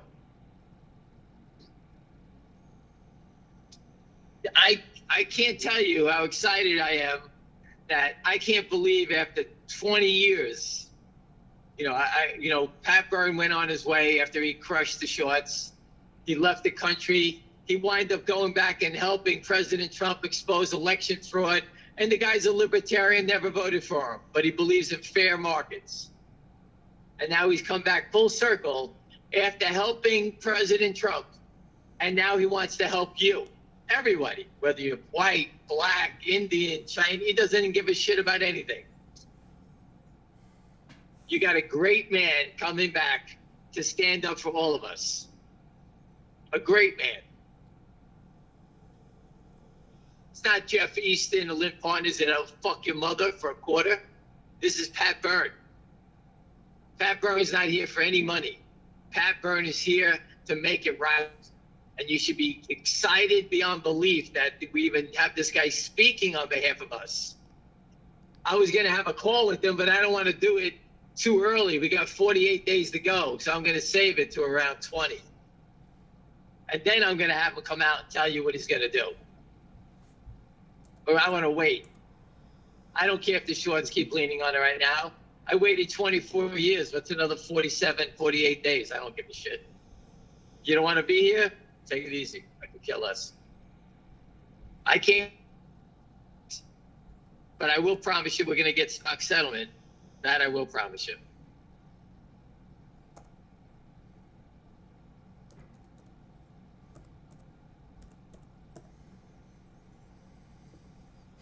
And for the DJT people, I can't believe that they would turn their back and do this against people where we heard he would. So when I'm done with this, I'll try to make a call and find out what the F is going on. And again, it's not my company. If I was the CEO, you would have to fucking shoot me because I would be on TV every day abusing these guys.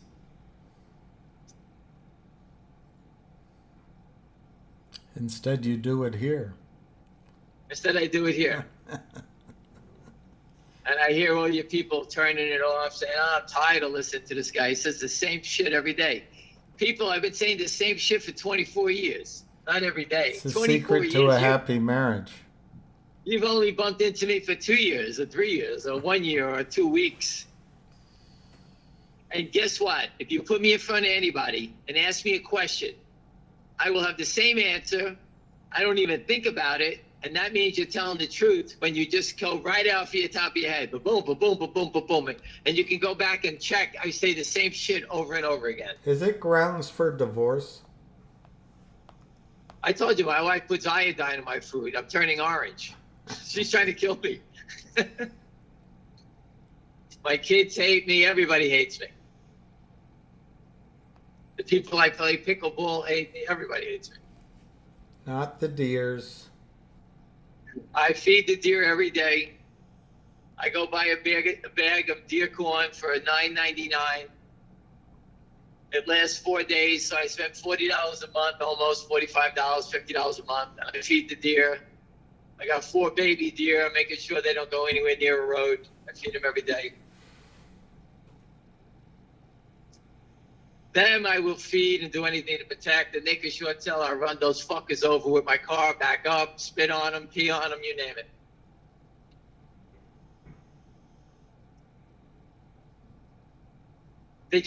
It makes you laugh that these guys have made money stealing from everybody, and then they act like they fucking earned it. They're just criminals. And they walk around like their shit doesn't stink. William happened to bump into one of the Kramers. He was walking around like he was John Gotti, you said, right? Yeah, he was. I'm whatever his name is, Kramer, I don't even know their names. I'm this guy. I made my money because I'm a genius. They're fucking idiots, crooks, and they just stole. That's all they did. And their partner, Alpine, and when that all unwinds, Alpine, the Kramers, they all belong in jail. Savvy Management's partners with Lynn Partners. Obviously, we showed you all the deals. They belong in jail. Savvy was busted already. He's got a $10 million condo on Fisher Island. Can you imagine that? The most exclusive place to live in the United States, in Fisher Island. And this guy got caught with a naked short selling scheme, that fat scumbag, Hal Mintz, and he's not in jail? How does an FBI agent go home at night to a regular house, breaking his ass, putting his life on the line, and this guy just robbed everybody, and he's sitting there living in luxury? I don't get it. I got me. Banks run the world.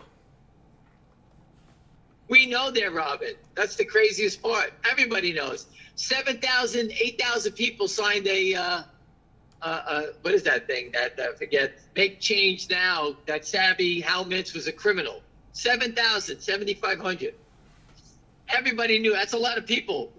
8,000 people knowing that he's a criminal. And they finally catch him, and he says a naked short selling scheme in his complaint. A scheme meaning he's going to defraud people. And they let him keep his apartment that he bragged that he owned for $10 million? Are you kidding me? Listen, let me start stealing. If I'm not going to jail and just going to give you back 20% what I steal, I'm in. But again, go ask Andrew Left, facing life in jail. All the money he stole, his $16 million house, whatever else he swiped, wherever he is, he's going to jail. Once you're facing jail time, I don't care how much money, it's not worth it. Probably Philip Vallier is a more protected person than Andrew Left. Right. Oh, yeah, he's going to give him up. Listen, that guy's from Toronto. That means they all know the Anson Fund. Anson Fund, how he had their fingers in everything. When Jeff Easton needed money and knew they were going to naked short something, he went to Anson Fund. Hey, we're short. We need $20 million for this guy. We don't have enough money to give out. What are we going to do? We're going to short the shit out of it. Okay, give me back my money plus 20%. Okay, and that's what Jeff Houston did, so he could do more deals. They all know each other.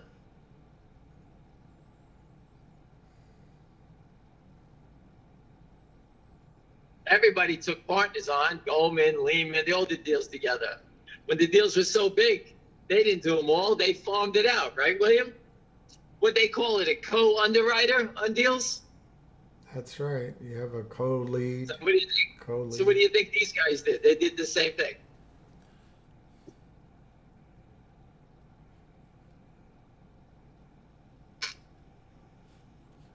So David Reichman and Lou Rabari were served with Rule 11 motions seeking monetary and other sanctions. All right. I told you that's what Richard to go through. I can't. That's over my head. That's who posted it. Not here. He posted it on. Who'd that? Richard posted that? On X. He posted it. Not here. Yeah, Richard. Listen, Richard can explain it. Rule 11. I don't even know what any rule is. Richard is a great guy to follow. He's given everybody their time, and he's an expert, a legal expert. I'm not a lawyer. He is, and you know what? Whether you like him or not, it's who I value. I don't know. I don't understand it. So if people are getting served, I think that's bad news. Except if you're at the lunch, if you're at a diner or something, you get served. That's good news. And by the way, I'm dying for a BLT on rye bread right now. Oh God, I don't know why I want it, but Maybe go buy some bread and bacon and tomatoes and mayo. I'm just gonna go get a slice of pizza. I'm not a cook. My family yells at me when I make grilled cheese sandwiches. I put 2 pieces of toast in the toaster, and then I just put a cheese and a tomato in the middle of it, slap it together. I don't use no pots or pans. I use the toaster. Well, it all goes to the same place. If I use any pots or pans in my house or a cup, I only just get yelled at. So I'd rather just not do anything. I don't exist in my house. When I play pickleball, I put my clothes, my towel in a ball. I wash them, dry them, and use them again the next day. No one even knows I exist. When I die, I'll be like, what's his name? Like Red Skeleton. I have a little stick in a little bag, and you can throw it all out like a hobo. As you get older, people, you don't need much. Nothing's going to make you better looking. Nothing's going to make you stronger, faster, whatever. So just enjoy whatever you have and just have fun. That's where I'm at in life now.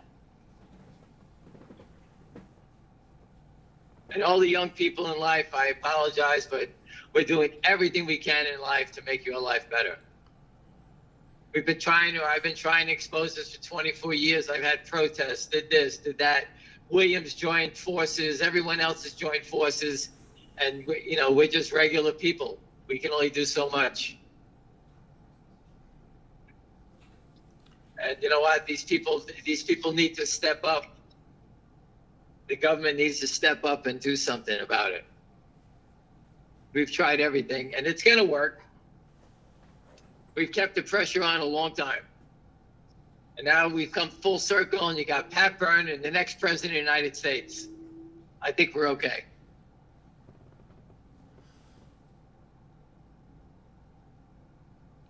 William, where is everything? I have no idea. 7/12/49.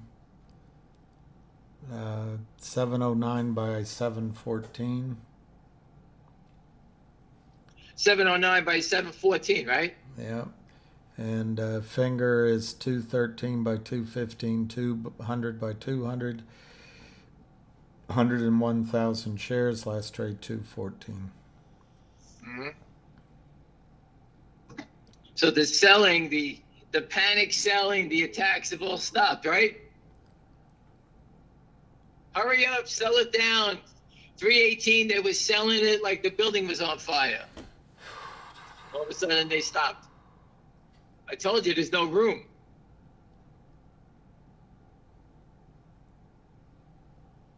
There's no more room to sell. And that's how you learn how to trade stocks. They'll tell you that you'll know when a stock is overpriced, right? You can see it, you can feel it. And now they're telling you that the finger motion is underpriced right now. This is according to the shorts, not according to me. They're trying to keep it in that 2 to 3 range. Because once it breaks out of 3, they're dead. So if the company can perform and do what they say they're doing, that $3 level will fall. Just like the Berlin Wall fell, right, William? Yeah, just like the Berlin Wall fell. Right.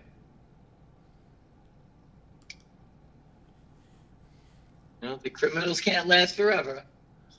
Ask Andrew Leff about that. Ask Bernie Madoff about that. Ask anybody. Who was the other guy? The guy from that Bitcoin, the FTX guy, Bankman Free, whatever his name was. Right? Look at the guy, what's his name, from New Jersey, that hedge fund manager. He was defrauding people. He's in jail. Next. They just keep going away. They all think they're going to win. They're never going to get caught. Well, see how that works out. I told you, if you got to go to jail, trust me, you're not going to be happy. I told you can only eat one. How many steaks can you eat a day? Right?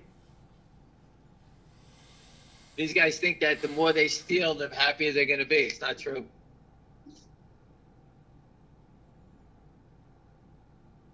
Right? The number one thing in your life, William, is health, right? You know, they're going to be able to afford more places to be unhappy in. That's what they're doing. That's exactly what they're doing. Oh, let's go eat here. I didn't like that food. Let's go eat here. Let's go here. Let's go here. As they get fatter and fatter and have a heart attack and drop dead. They don't even drop dead, these scumbags.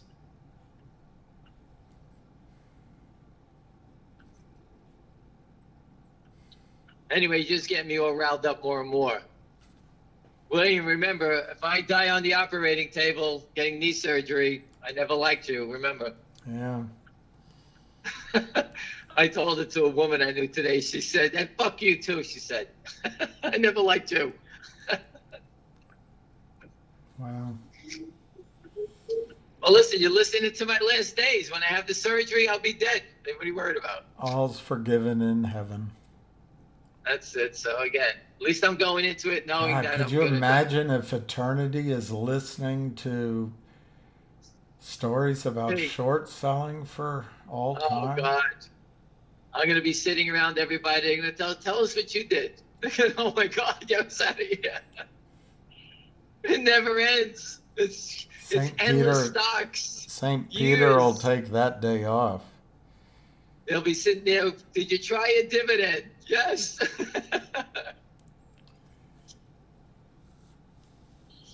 Anyway, listen, I'm going to go get something to eat and have a great day. And you know how I feel about it. So there's nothing else I can say. And what's today's date? The 4th? Yeah. Only 16 more days till I die. So I'm okay. That's it. So anyway, let me run. Have a great day. And we'll speak to you soon. All right? All right. Thanks.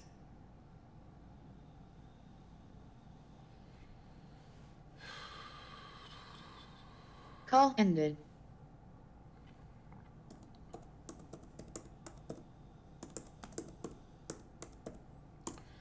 It just gets so media junkie. I really apologize for that. I hate that.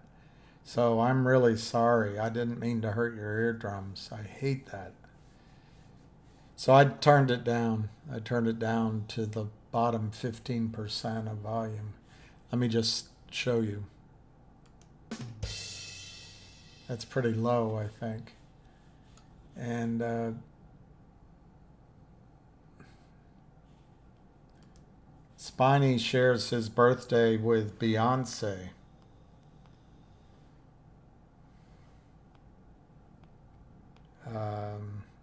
So happy birthday to, I don't know who Damon Wayans is, or Wes Bentley. I've heard of Beyonce. She doesn't look as Beyonce as she used to. Whitney Cummings. Sonny Charles of the Checkmates celebrates his birthday today. Wow. Meryl Knight of Gladys Knight and the Pips has her birthday today, or that might be a guy. And Ronald LePrade of the Commodores has his birthday today. Drummer Martin Chambers of the Pretenders has his birthday today. Very musical birthday.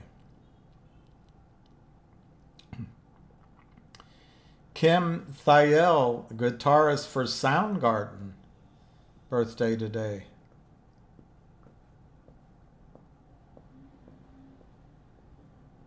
Richard Wingo, singer of Jagged Edge, has a birthday today. Country singer Granger Smith turned 45. Singer Dan Miller, 44. A lot of singers.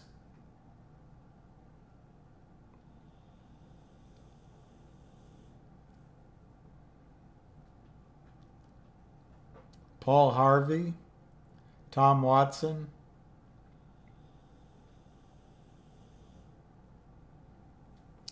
That's Spiny's birthday.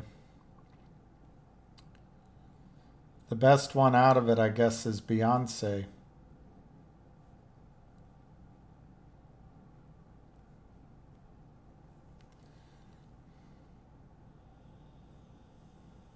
Damon Wayans looks like a good guy. I've never seen a movie with him in it.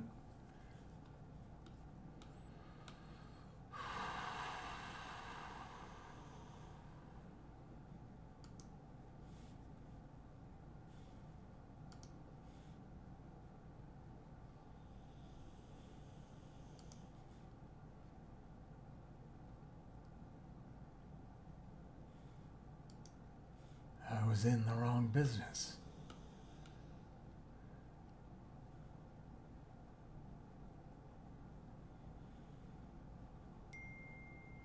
I don't know who you are, but I have a certain lack of skills. I didn't say no squeezing fingers, so you can be puzzled. You can remain puzzled. I just have a different sense of timing and what will cause it. That's all. But I also don't think anybody here should be buying it for the squeeze. I think the squeeze is the sugar on top if it happens. I think finger motion is a very attractive investment at $2 old mold. And to me, it could very easily be a $4 stock in a heartbeat. And that's 100% on your money. That ain't bad.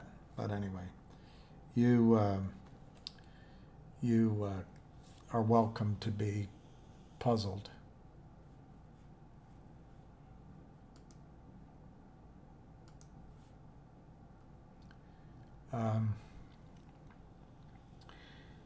There's a from James Rickards, a new post, and Jim Rickards is the gentleman who's predicting, or one of them, who's predicting $20,000 gold as a way of reconciling, and not in the sense of MMTLP, but reconciling the imbalances in the U.S. budget deficits and debt with our asset, which is gold. Sorry, our financial asset.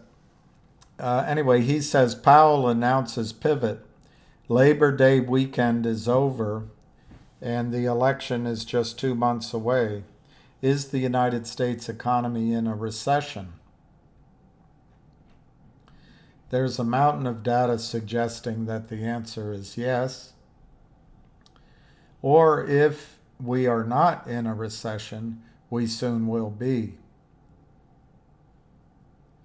But let's begin with the supposedly most powerful force in the United States economy, the Federal Reserve. On August 23, Fed Chair Jay Powell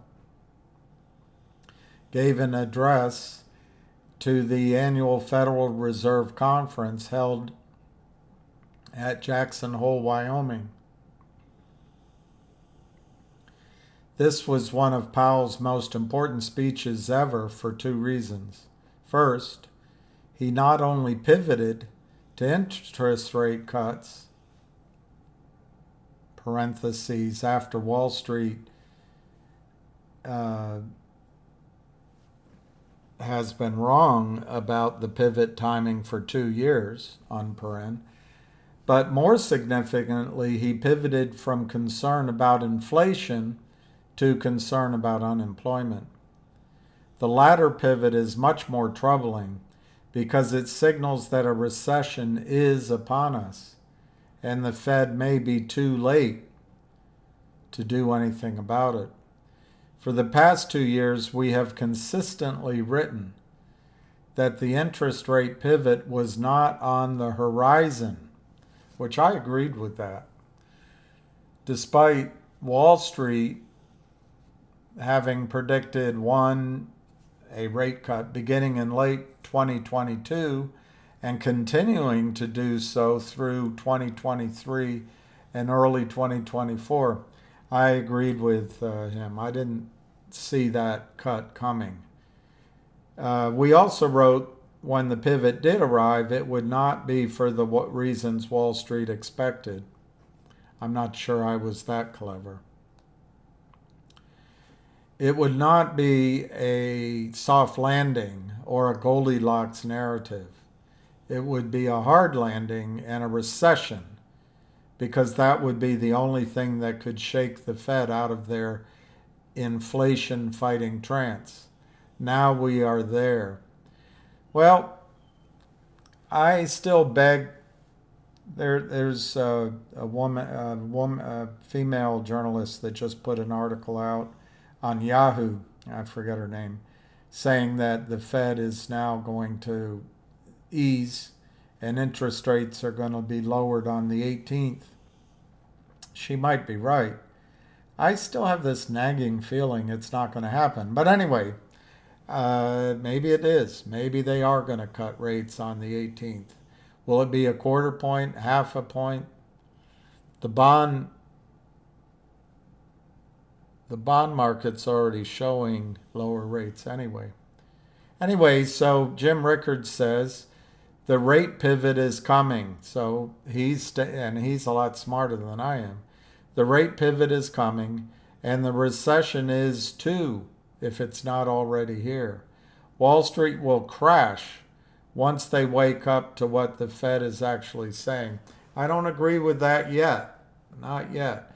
But I think when the Wall Street crashes ultimately, I think it's going to be huge. I think it's going to be generations before people even take advice. Okay. Before looking at this double pivot on rates and unemployment, it's worth looking at Powell's possibly unintentional tribute to Trump.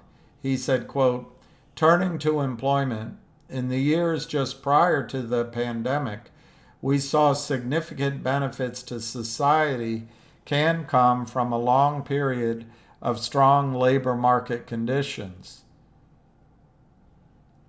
to wit, low unemployment, high participation, historically low racial employment gaps, and, with inflation low and stable, healthy real wage gains that were increasingly concentrated among those with lower incomes, unquote. Wow. Powell never said Trump, but he was referring to the years 2017 through 2019 during the Trump administration. Well, we all know that was because of Obama. During the Trump administration, talked about, quote, strong labor market conditions, unquote, quote, low unemployment, unquote, low inflation, quote, real wage gains, unquote, and improved racial comparisons in job gains. That's economic nirvana, and it happened under Trump. Of course, Powell couldn't go so far as to give Trump credit. He tried to claim credit for the Fed. In fact, the Fed is practically irrelevant to the conditions he described. From there, Powell moved to the double pivot. It's important to recall that the Fed has a so-called dual mandate. This consists of price stability and low unemployment. That mandate was imposed by the Humphrey-Hawkins Full Employment Act of 1978. Never mind that inflation and unemployment have almost no correlation, or that those goals are often completely contradictory. Never mind that the way for government to create jobs is fiscal policy, not monetary policy. The politicians ordered the Fed to try anyway. The Fed never objected because what bureaucracy doesn't like more power? We've been living with bad policy results ever since. So it's worth looking at what Powell said at Jackson Hole. He said, today, the labor market has cooled considerably from its formerly overheated state. The unemployment rate began to rise over a year ago. That's Kamala Harris's time frame, and is now at 4.3%, almost a full percentage point above its level in early 2023. Most of that increase has come over the last 6 months, the increase in unemployment. Cooling in labor market conditions is unmistakable, Powell went on to say. Job gains remain solid, but have slowed this year. Job vacancies have fallen, and the ratio of vacancies to unemployment has returned to its pre-pandemic range. All told, labor market conditions are now less tight than just before the pandemic in 2019, a year when inflation ran below 2%. It seems unlikely that the labor market will be a source of elevated inflationary pressures anytime soon. We do not seek or welcome further cooling in labor market conditions. And this is Powell talking. The time has come for policy to adjust. So I'm wrong. Jim Rickards is right. Powell says the time has come for policy to adjust. The direction of travel is clear, and the timing and pace of rate cuts will depend on incoming data, the evolving outlook, and the balance of risks. Unquote. So Jim Rickards continues, the interest rate pivot is explicit. And he quotes what I quoted, the time has come for policy to adjust. What is less explicit, but still clear, is the pivot from concern about inflation to concern about unemployment. And why not bring 20 million new people into the country when there's not enough jobs to go around? That, I think, is good strategery from the border czar, who down in Honduras said, "For those of you who are coming to our border, I have something to tell you. Do not come. Do not come," she said.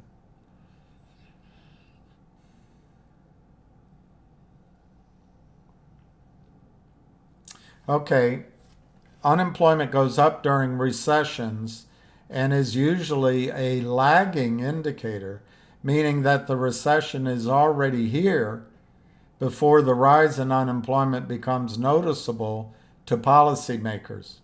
The Fed won't admit it, but that's what happened. The U.S. economy is a much more powerful force than federal interest rate changes or White House policy tweaks. The U.S. economy has its own dynamics, which aren't very amenable to Fed policy, even if the Fed pretends otherwise. There are ample signs that the economy is headed for a recession, or may be already in one, including higher unemployment, lower interest rates, which are not a stimulus during a recession, flattening yield curves, negative swap spreads, reductions in China's reserve positions, which he says are not a sign of dumping treasuries, but a sign of a dollar shortage and a need to provide liquidity to China's banks, declining oil prices, and other things. So then Jim Rickards goes on, advantage Trump. The emerging recession, or actual, if it's already here, will cause a stock market drawdown as earnings are revised downward. But first, a little chi-chi. I think we're going up first, but I just disagree.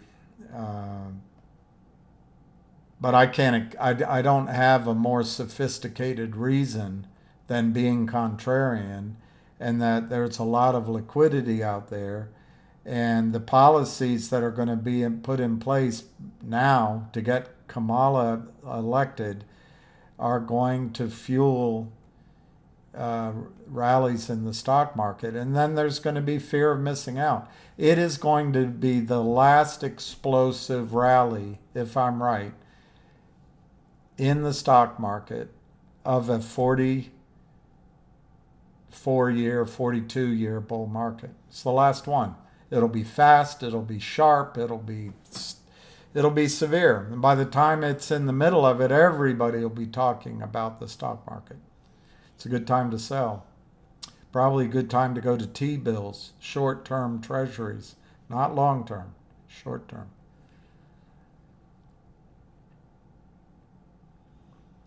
The emerging recession will cause a stock market drawdown as earnings are revised downward, consumer confidence crumbles, consumer discretionary spending hits a wall, and as precautionary savings rise.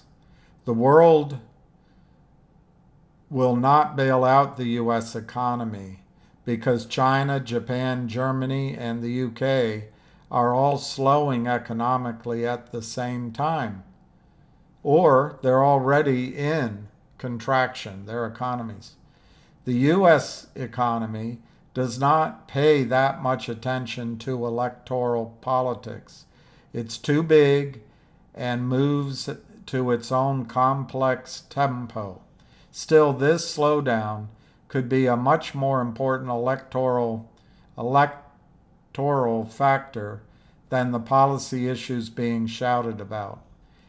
It will clearly help Trump and hurt Kamala as Americans recall the relatively good economic conditions pre-pandemic during the Trump administration, as described by Powell in his speech to Jackson Hole. Get ready for a very bumpy ride between now and Inauguration Day. He might, I mean, that's his view. I think instead, and I want to, I've written this down. NQ is the NASDAQ futures.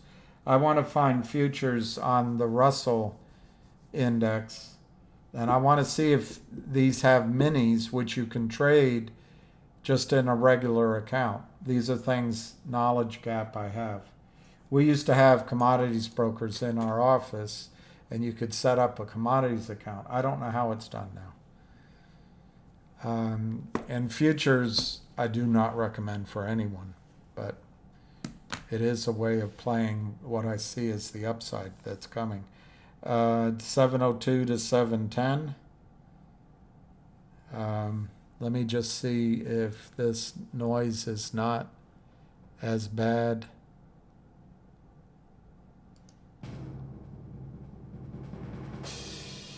That's not as bad in your ear, I hope. I'm really sorry about that. Yeah, September 17th, 18th rate cut.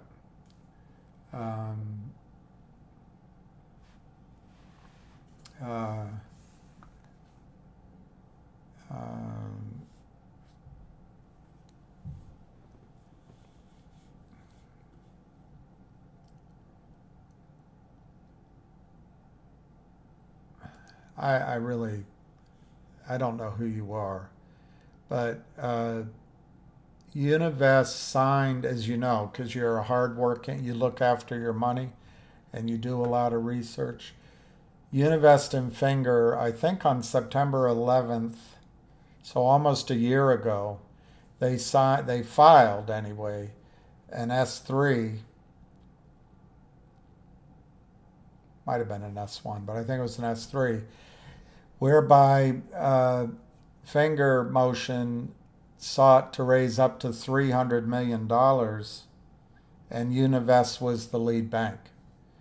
Now, I don't know, Old Mold, what that said to you, but that showed a pretty interesting hookup with a large investment bank. If your conclusion was that they were therefore going to cause a squeeze, you're welcome to that. I didn't really buy that conclusion because I don't think an investment bank, New York City, is going to cause a squeeze against some of their best customers. I don't know. I don't know. That's not something that I really bought into. What I did buy into is, wow, they'll raise money and the company doesn't need to go back to Jeff Easton or to you, Old Mold.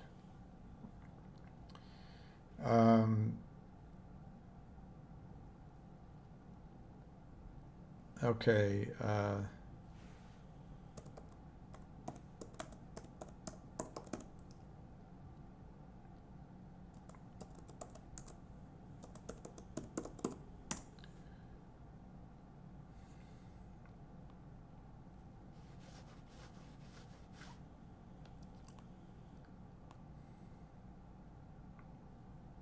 Wow.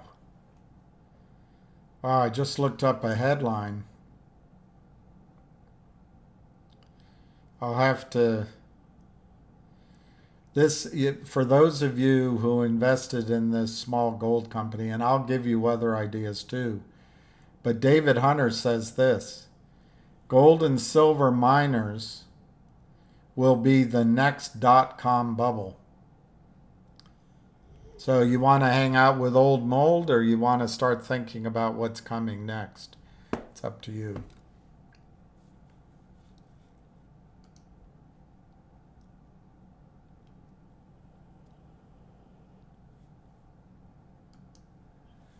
Oh, God, Old Mold, you are tedious. I've been talking about it. I think that FNGR Motion, you don't put a time frame on your idiotic question, but I think the time frame is, either by the end of this year, next year. You could say 18 months. You could say 5 years. I don't know. You pick your time frame. But I think finger motion has all the ingredients, and I'm not going to run through them, such that if an institution took it under their wings as a buy recommendation, if funds started buying it, I don't know if they will. This contract that you ridicule, and I know you're busy shorting other stocks, so you don't have time to read it. But it's initially 2 emergency vehicles, 2 first responding vehicles. But this press release says it's a contract for all of these vehicles in the country. Well, we're not talking about Vatican City or Luxembourg or New Jersey or Rhode Island or Jamaica. We're talking about I think the 3rd or 4th largest country in the world by land area, and either the 1st or 2nd largest by population. And I would argue the largest by economy, although we're ahead of it in dollar terms. I think that contract is huge. And if that becomes more aware, that becomes more clear, people who listen to you may, because I can't predict the future, may miss out on what the value of finger is based on that contract. By the time it's clear to an idiot like you, the stock price will be higher. But I really recommend that your investments, old mold, you should go into things like the Van Eck stocks never go down, Trust Plus, equity index fund or something, because you don't belong here. But anyway, my opinion, old mold, is that finger motion at $2 could easily be a $3, $4, $5, even $6 stock by the first quarter of next year. I believe the main trigger that's going to make the company go to higher valuations, there's only 50 million shares outstanding, a little bit more. They are going to go to earnings positive, in my judgment, based on interviews that I published. I think in the 4th quarter of this year, our 4th quarter, or the 1st quarter of next year. Could it be later? Sure, it could be later, but soon. And once earnings become predictable, well, positive, predictable, repeatable, and growing, I think the stock price goes up. But obviously, you would rather focus on the negatives, and you want to point out that finger motion is only, if it doesn't have a squeeze, it's not a good company. You have that back assword. GTII was a piece of shit company, and the only thing going for it was the potential for a squeeze. And a lot of people working hard to make that happen. Finger's just the exact opposite. It is a company with its fundamental story, which, like I say, in this sort of short run of let's say 6 months, I think it could be $3, $4, $5, $6 a share on its fundamentals. On a year to 18 months, I think the stock could be 5, 6, 7, 8, 9, 10 on its fundamentals. If you're willing to go out 2 years, 18 months, 2 years, 2.5 years, I think the stock could be $15, $20, $25 on its fundamentals. But there's a lot of things that have to be become clearer to everyone. And with dunderheads like you, fudsters like you, but it'll come clear. It'll come clear. They're not doing business to dilute shareholders, I'll tell you that much. But anyway, so in a 2-year time frame, my range of where the stock could be appropriately with the new vehicle deal, that's one thing. With Pacific Life Re being monetized, with Munich Re being monetized, with the Junji lifestyle app, which has the top up, the pay with your phone for electricity for your car at 400,000 locations, with the top up business, with the rich content business, with the big data business that's led to one contract, which is these responding vehicles. But do you think the big data contracts are only going to lead to this contract? My suspicion is there'll be additional contracts. So over the next 6 months to 2 years or so, I think the stock has an initial target in the $3 to $6 range, then a target between $5 and $10, and then a target of between $8 and $15, and to finish it off, I'd say $15 to $25 on fundamentals.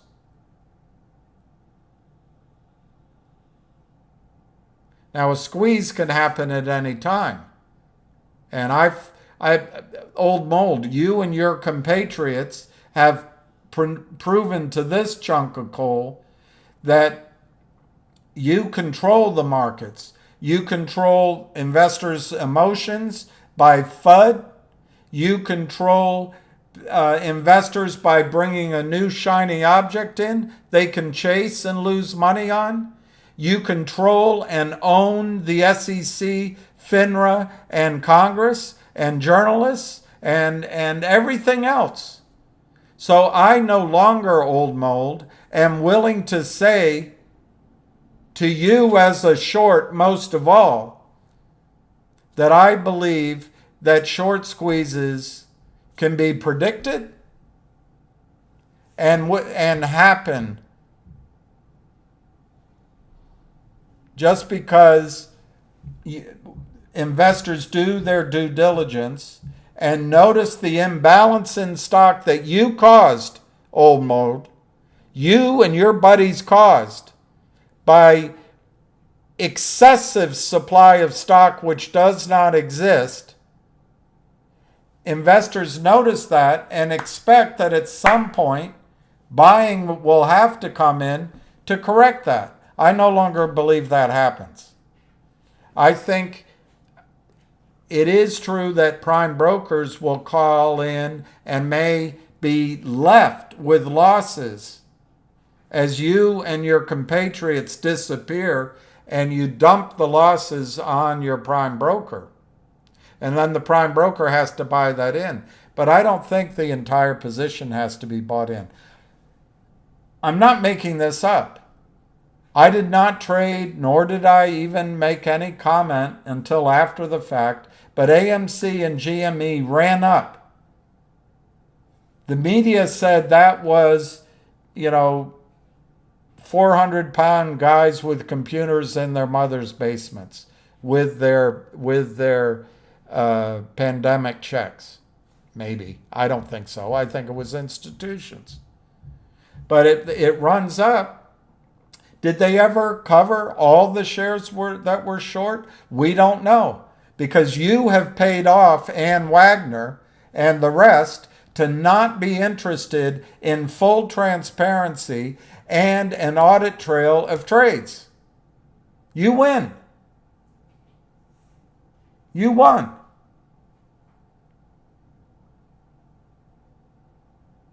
So I'm unwilling to say, in the case of AMC and GME, they let the stocks rally, but then Ken Griffin, Mickey Cohen bailed out Melville Capital and another one, and then they shorted it right back down. And then as it goes up and down, they use this clown, Roaring Kitty, and they run it up and down, up and down, up and down. They made much more than they lost in the squeeze. I believe squeezes are in control. I think Finger, GTII, MULN,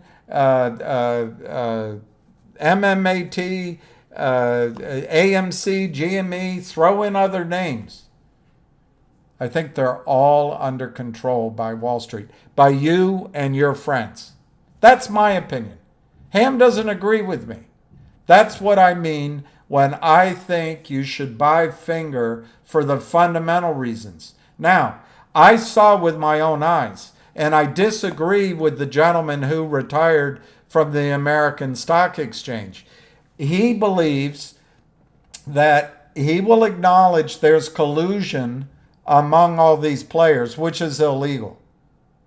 But he believes because these players are good clients, they're allowed to ignore the law, that they have to locate shares, borrow shares, or own shares in writing in advance before they start selling.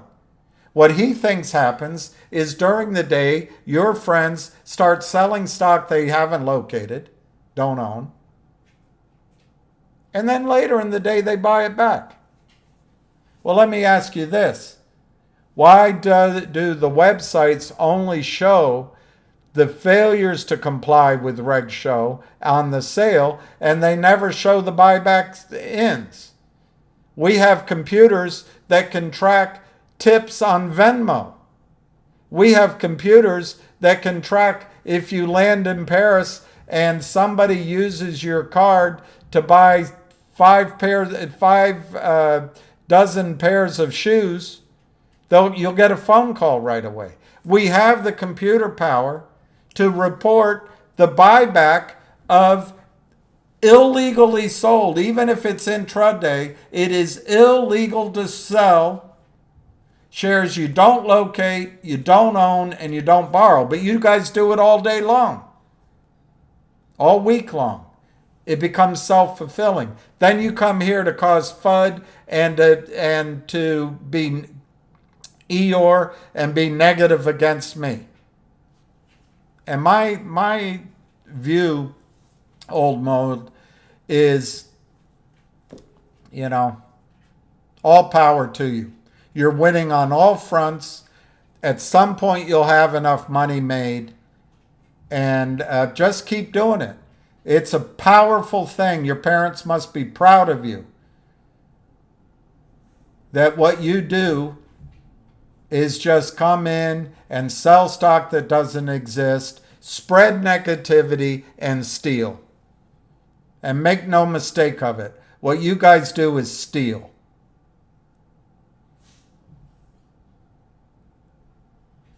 And you bribe. But anyway, to answer your question, I think Finger right now at $2, benchmark has a $5 number on it. I think 3 to 4 to 5 to 6 without a squeeze.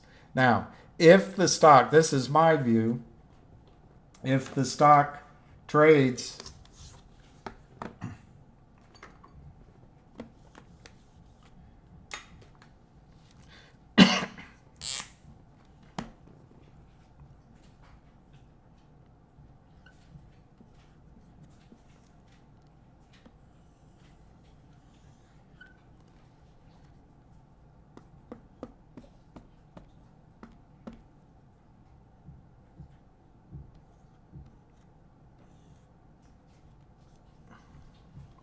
if the stock Finger trades like a planet or an asteroid going around the sun, it's been trading around $2 for the last couple of years. It's gone out to $10, out where Pluto is, and then it comes swinging behind the sun again and gets down at $1.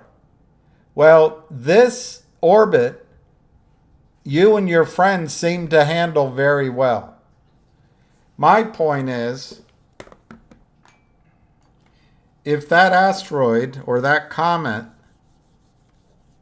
starts orbiting, instead of around $2,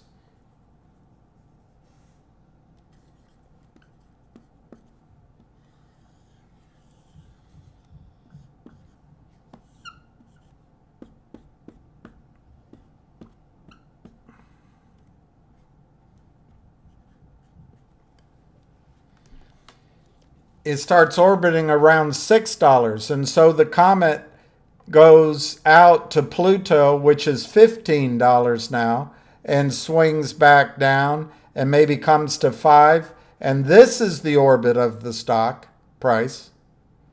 This starts causing stress on your prime brokers. This is when a squeeze can happen. That's my opinion. I don't think it comes from $2, $3, $4, $5, but from 6 maybe, as it goes up to 15. But maybe that's not the number. Who knows what the number is? Maybe the sun, in this example, has to be $12.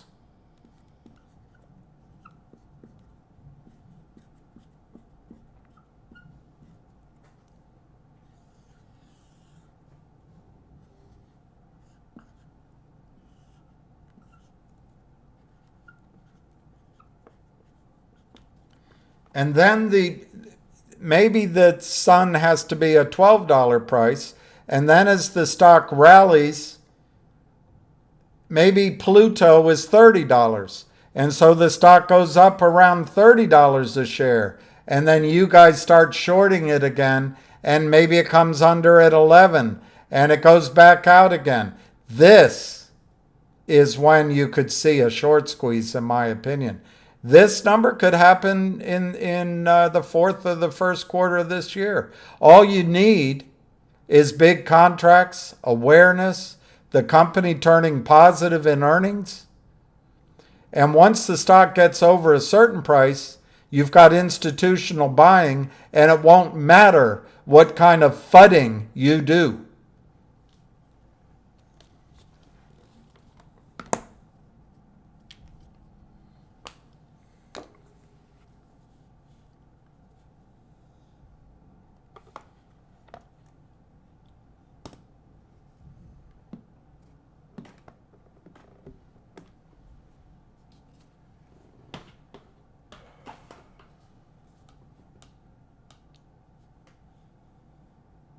Oh, you're overwhelmed. I'm sure you are. Sure you are overwhelmed. We're a little overwhelmed with the scheme you guys put on all of us. So anyway, let me go through, and then I'm going to sign off. I want to go through the fuses for the silver rally coming. The first one we talked about is that price manipulation has kind of pushed the beach ball under the water. Fuse number 2, and this applies to gold too. Fuse number 2 is leased silver. One fairly common practice you probably never heard of is silver leasing. Well, they do it with gold too. Silver leasing takes place when a silver producer has customers who want to buy silver, but the producer, the miner, has no silver on hand to sell. So what does she do? He says he, I'm saying she. She borrows, leases the silver from someone who has a big pile of the stuff, like the central banks used to, and promises to deliver the silver in the future. The producer then sells this silver to the buyer. They lease it. The problem with silver leasing, and gold leasing for that matter, is the loans are never really paid back. Instead, they are rolled over into more loans. By some estimates, in order for all gold and silver leases to be repaid, mining production would have to be 100% devoted to the task for a few years. That would mean no jewelry, cell phones, laptops during that time. All of these leases create phantom supply. It's the same thing you're going through with these stocks. It's the same thing. As Ted Butler has pointed out, I'll try to find that article.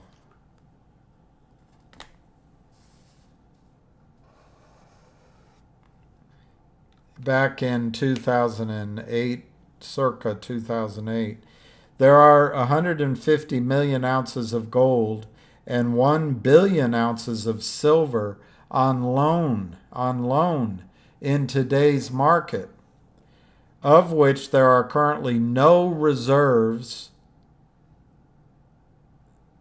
available to pay these loans back. So what does this phantom supply do? It suppresses pricing, just like the phantom supply of shares. Eventually, the whole precious metals leasing system will collapse. That's one difference. Precious metals are real. Paper shares are just conceptual, even when they're real. They're just conceptual. Precious metals are real. If you drop a bar of gold on your foot's going to break. This phantom supply will disappear and pricing will go through the roof. So the first two reasons, the first two fuses which will ignite silver prices, one is price manipulation, two is silver leasing, three is silver certificates. And remember this for ETFs. And he brings up Ted Butler again. I'm not an expert on Ted Butler, unless he started that precious metals group with what was it called? Anyway, along with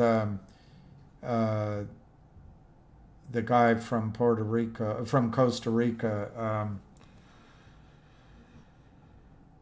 something like, not MAGA, but it sounded very close to MAGA.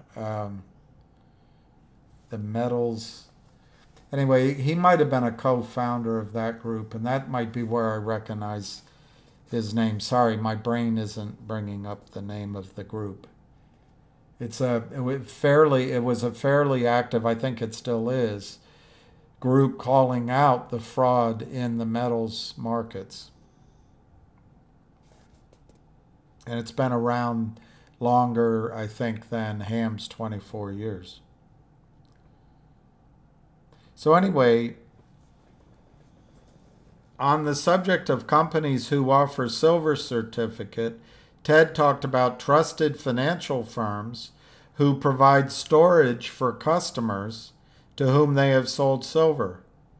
The problem is they sell imaginary silver. It's a lot like banks, commercial banks do. They sell imaginary silver. Ted explained that when he first began writing about the phantom silver supply, people thought he was crazy. I'll find these articles and I'll read them to you. But he wrote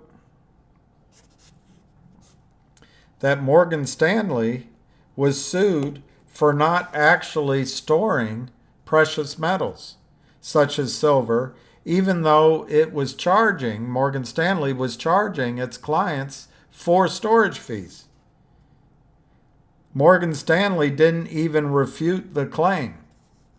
Rather, it said they had done nothing wrong by, quote, charging storage on metal that didn't exist, as this is a widespread industry practice, unquote. It sounds just like what I tell you that, and I don't know, it's all dovetailing.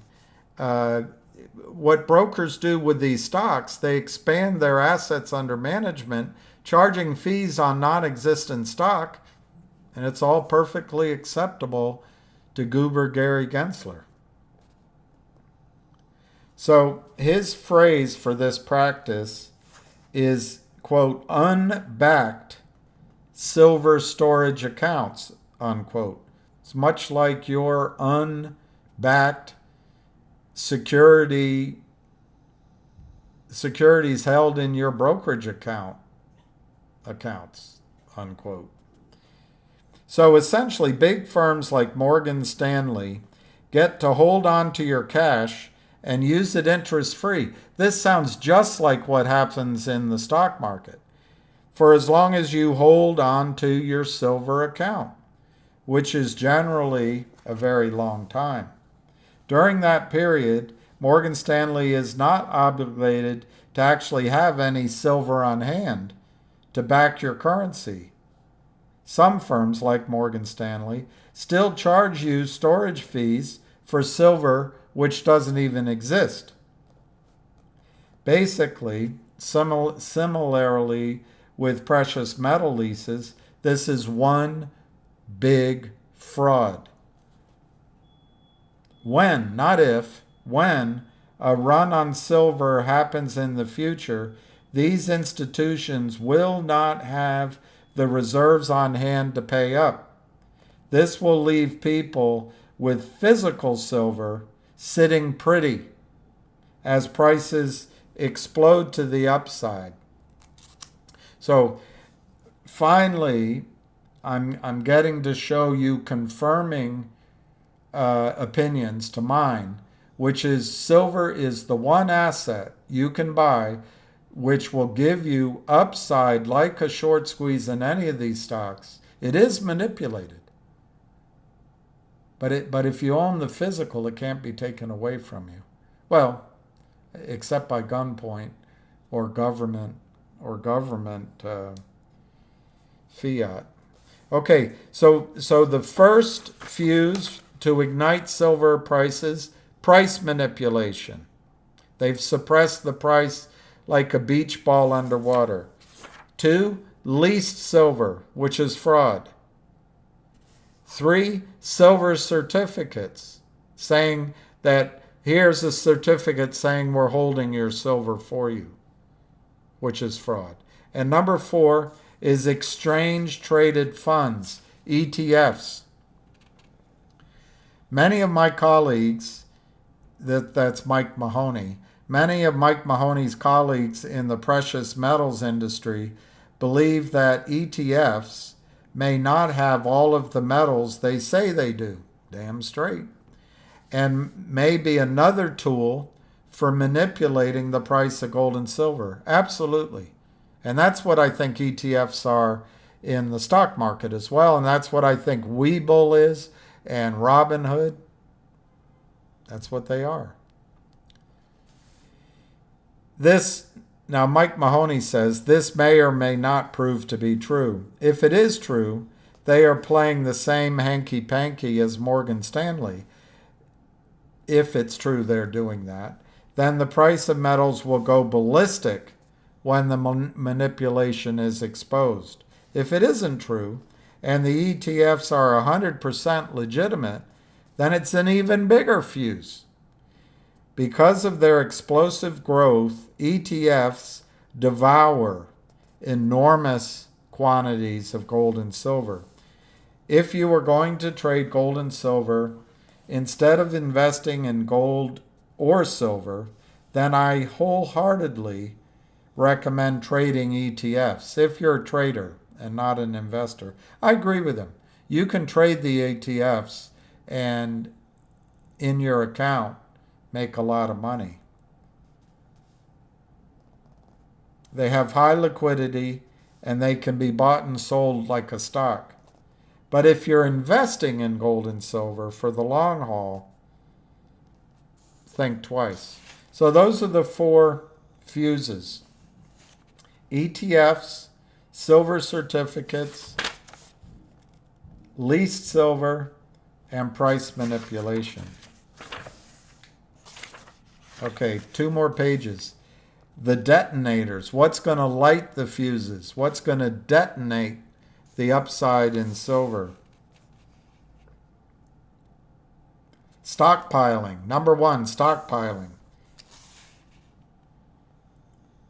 When commercial users like Apple, like jewelers, like Dell computers, when commercial users sense a coming shortage, silver will show price strengths that few believe possible at this point. Why? Because when shortages seem to be there to the commercial user, at that point, silver users in defense industries, automobile, electronics, will all be competing for silver at the same time, along with investors, by the way. What this means is that industrial buyers will begin to buy as much silver as possible in order to stockpile silver for use in the production of their goods. This will significantly reduce the supply of silver in the market. Secondly, large buyers. Sometime,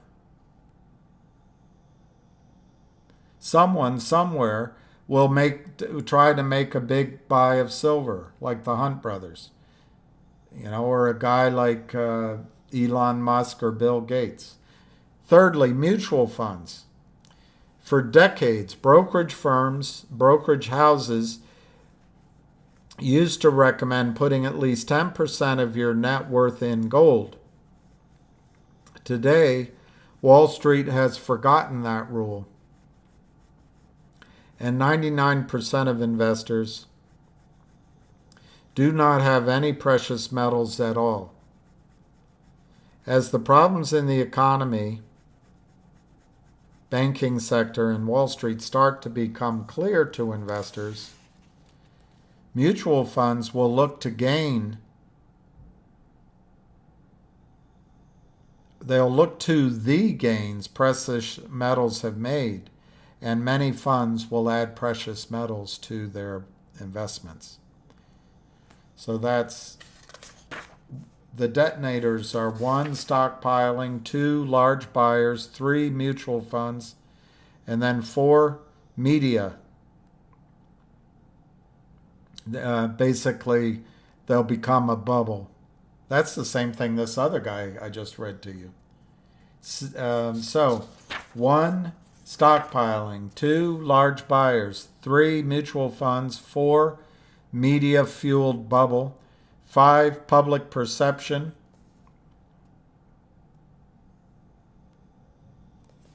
which is basically that when investors look at $3,000 gold, they'll say, well, can that double? But they'll look at $30 silver and say, well, silver can double. So perception. So those are the detonators. Any one of these detonators could cause the supply of physical silver to become non-existent. When that happens, all those precious metal leases and phantom supplies will ignite a silver explosion bigger than ever imaginable. So now I'm starting to back up my claim to you that silver can go to par with gold. I think I'm the only person saying that.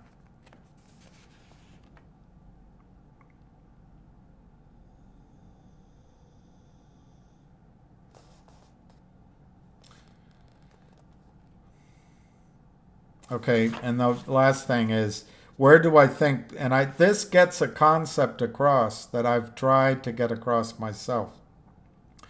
Where does Mike Mahoney think that silver prices will go? He says that's not really important. That's not really important.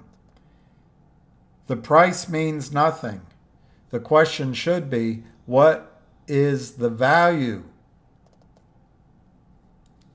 Silver is extremely undervalued at the present time. It was around $20-some in 2008. So it's changed somewhat. Remember that for the first 2,000 years of history, the exchange rate between gold and silver was 12 ounces of silver to 1 ounce of gold. Now that changed during when the Exchequer of England changed that ratio. But anyway, let's stick with that for now. Now here comes the exciting part. Given enough time, values always revert to the mean. When something is severely out of whack, it will usually overshoot the mean before settling back in. I wish I had read this to you at the beginning. The longer and further out of whack, the further it will overshoot. For more than a century, for more than 100 years, the gold-silver ratio has been further out of whack than anything Mike Mahoney had ever heard of.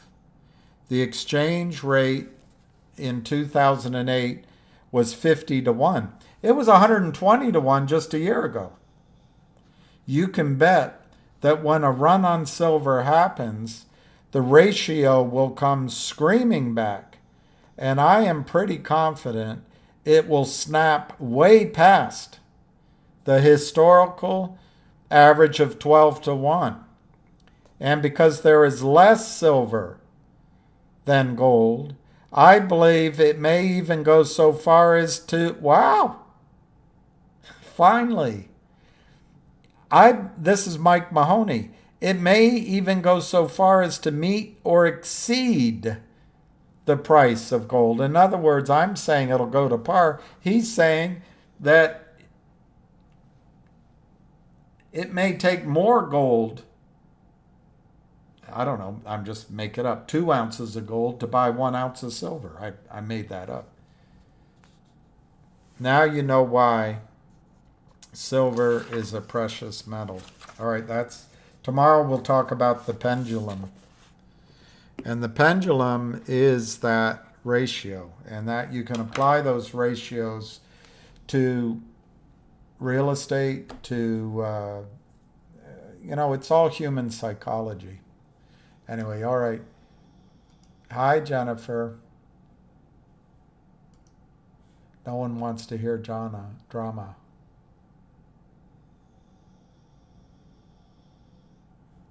Be nice. All right, I apologize, Jennifer. Maybe I added drama. I just get frustrated with the fudsters. I'm sorry. I'll try to do better. I do remember we talked about it, Jennifer.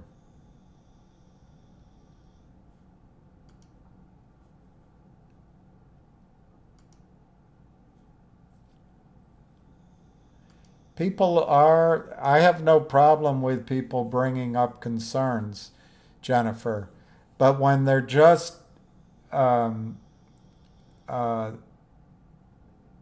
people who don't do any homework, and they just throw it out to cause fear, uncertainty, and doubt, that bothers me. And somewhere between free speech guaranteed in the First Amendment and Justice Oliver Wendell Holmes's majority opinion in the Supreme Court ruling, he said you do not have a right to yell fire in a crowded theater. It's the same concept. You go into a crowded theater and you yell fire, you're going to create a panic. It's the same thing. But I hear your point. I've got to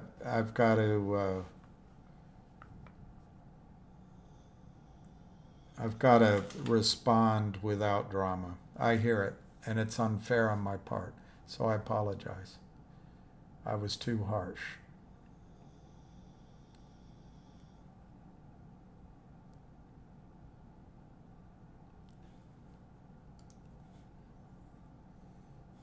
Hey, Jennifer.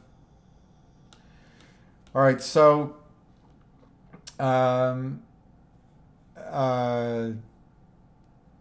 no, William, no. That could be a song. No, William, no. Or it could be. It's a joke. I remember a joke. A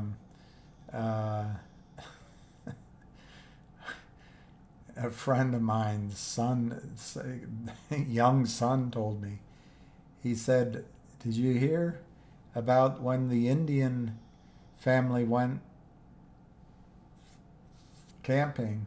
Indian, from India. And just so you know, my friend was married. She's died. She was wonderful. Married to a Korean, uh, wonderful Korean woman. Anyway, the children were mixed.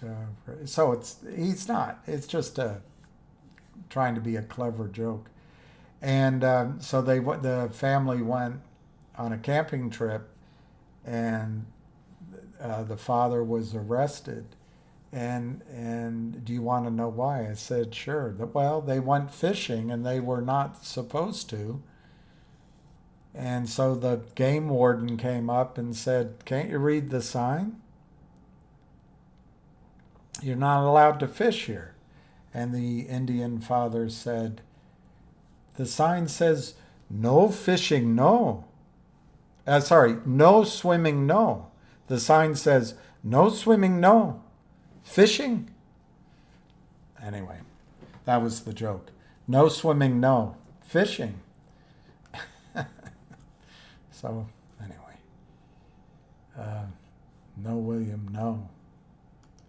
No, William, no. Chatting. All right, so I went through enough about that. We'll talk about pendulum. The whole point of the pendulum is, as I remember, we'll find out. I haven't read this book in a decade or more.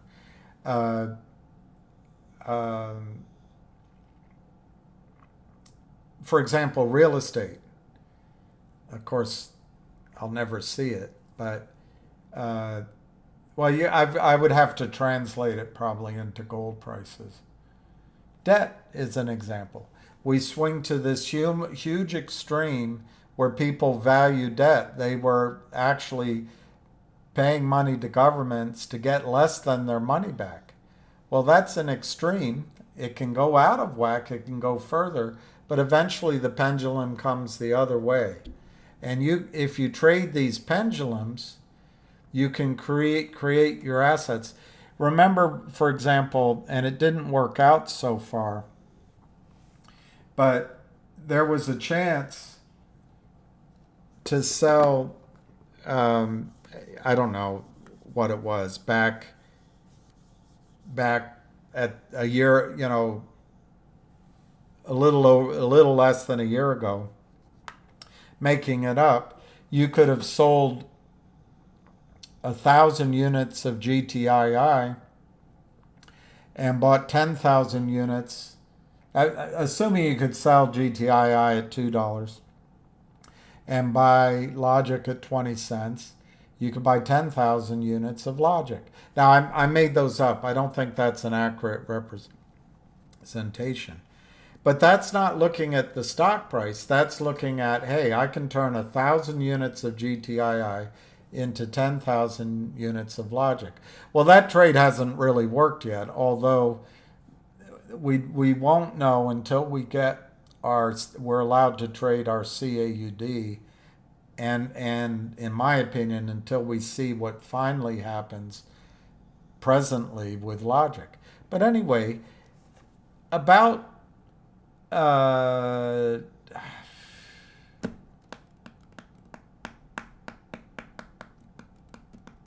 don't know, 3 months ago, 2 months ago, you were still able to sell briefly. Maybe it was 3 months. You were still able to sell GTII as it went into the low 30s, and then it came down into the mid to low 20s senses. So there was still an opportunity, and I'm making it up again as an illustration, to sell 1,000 units of GTII at 20 cents and buy 10,000 units of Logic at 2 cents, for example. So that ratio of ownership gave you the same rough ratio for many, many months. Now you can't do it because you can't sell GTII, and Logic's gone up a little bit. But Logic still hasn't given the kind of return in a trade that I expect that it will in the short run. But my point is, that's just one example. If, for example, if you own a house, like I had my house and whatever, let's not talk about it. Let's use a different example. Let's just use an imaginary house. Somebody sells their house for $5 million, and they take that money minus, let's just say $1 million mortgage. They take $4 million. They're selling at a point where they think housing has gone to its maximum value. It can keep going higher, but pretty much they got 80%, 85% of the move, they figure. Well, they can swing back around and buy gold, for example, which is already up. But if they believe gold is going to go to 10,000, they can sell that asset and buy into one that's undervalued before the pendulum in gold goes to its extremes. And make no mistake, it'll eventually get to an extreme. So,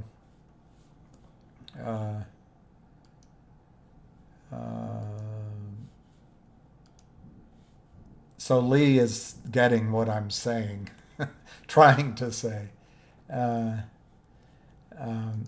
She was wishing you happy birthday, Spiny.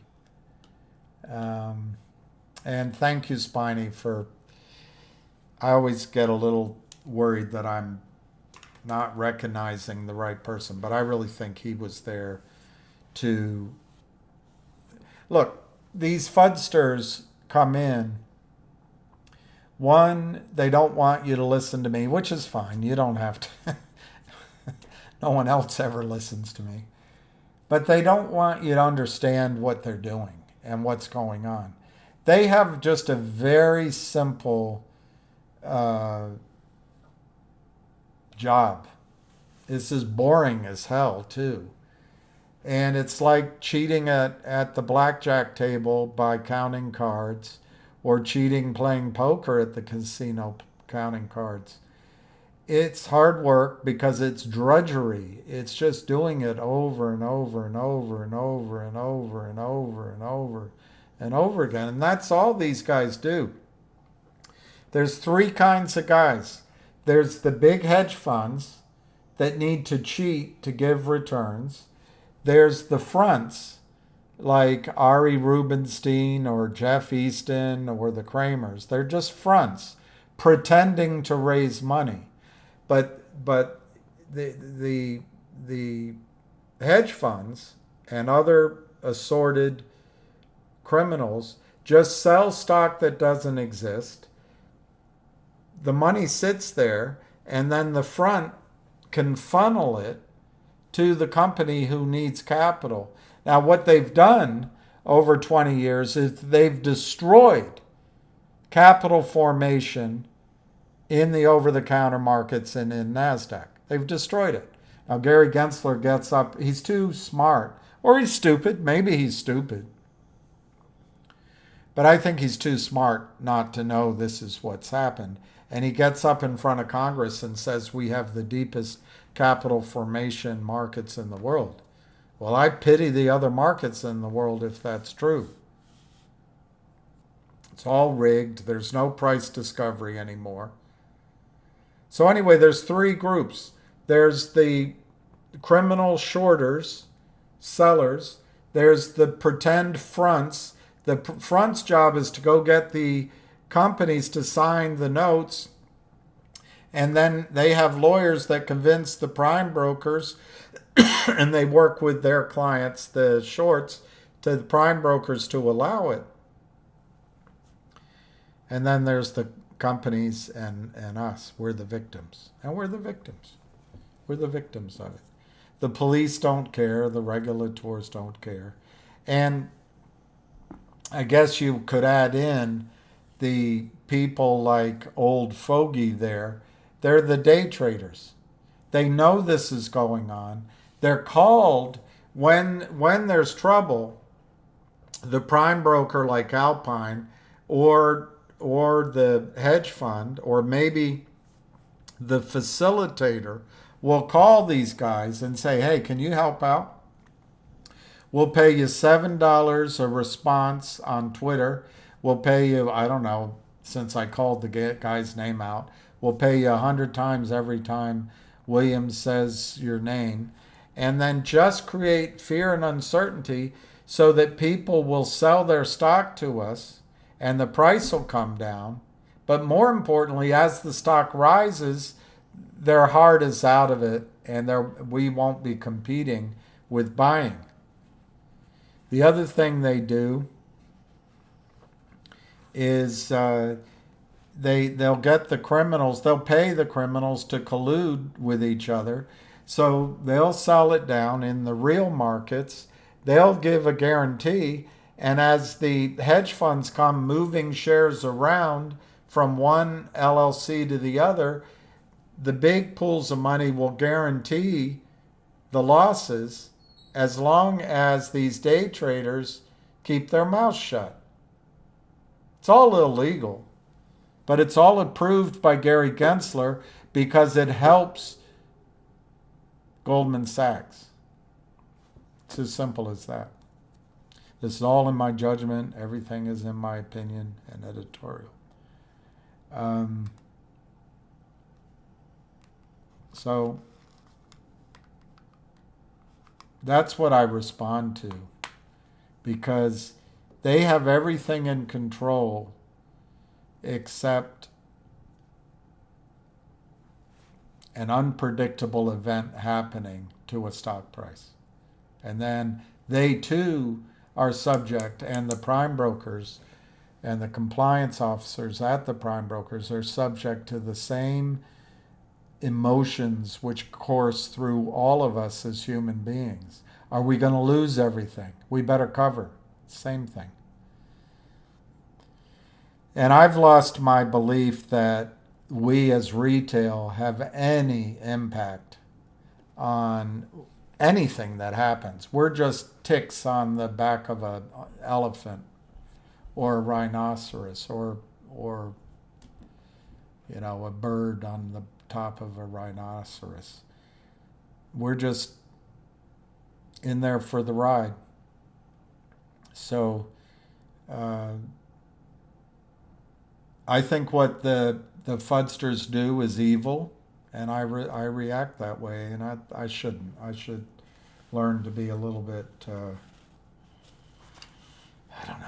better at it.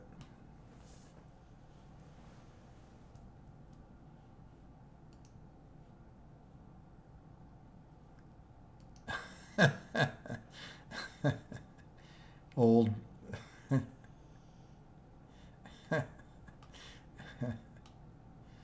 Very good. Old mold. Elmer Fudd. Well, it's interesting, Jennifer. Your point, I guess, from two perspectives is interesting to me. Maybe three. One, the SEC is trained to go after CEOs. That's what they're trained to do. It's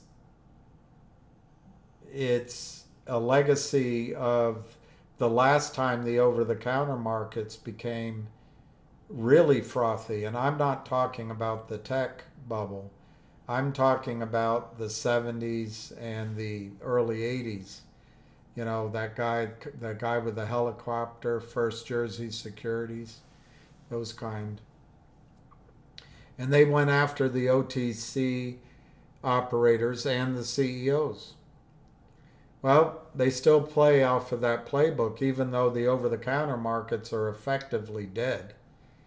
And they control the four legacy bulge bracket brokerage firms control all fundraising, in essence. But they still train these people that come in and out their doors after, they come in from law school. they're back out in 2 years and they go work at Baker Hostetler or wherever they go. So they still go after CEOs. So my first point, Jennifer, is I think the SEC should go after CEOs who sign, or in your words, sabotage their own companies by doing business with Jeff Easton, by doing business with Ari Rubinstein, by doing business with the Kramers. These are supposed to be men and women of the highest intellect and drive, who, by the way, their number one responsibility is to shareholders, not to the company. Lawyers split those because they say, well, the company, if they don't look out for the company, the shareholders lose. No, the CEOs are responsible to shareholders, which means don't allow these cram downs. Anyway, so my number one point is I think the SEC should have, I guess they can't send people to prison, but they should have major penalties, bar the CEO from ever being a CEO again, maybe work with the Justice Department to put the CEOs in jail for signing these notes. It is so obvious what these notes are. So obvious. You sign them once. Look at Roger Rabbit or Jeremy Frommer or MULN, Root. These companies do more than one of these? Come on. So I think the SEC and Congress should make it illegal for CEOs with heavy penalties to ever enter into these financial obligations. Now, it's an interesting point. What Wall Street has done, they got rid of physical certificates. They got rid of the regulators. They got rid of compliance by moving trading out of the brokerage firm to the hedge funds. And they got rid of capital formation. They got rid of the over-the-counter markets. They got rid of the true NASDAQ as it used to be. So they can call up a weasel like Jeff Bezos or the guy that stole the idea in Harvard. And they can say, we will fund Amazon. It's just a shitty idea. Anybody could have it. But we will fund you. No one else will get funding. So you're going to become a behemoth, but you're going to have to help the CIA. You're going to have to help, et cetera, et cetera, et cetera. And then Bezos can become so wealthy, he can divorce his wife and marry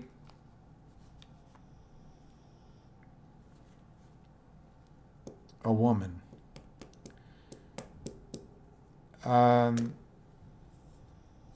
Well, when you do that, and I don't know who backed Bezos, but you can get a Madison. You get out of San Francisco.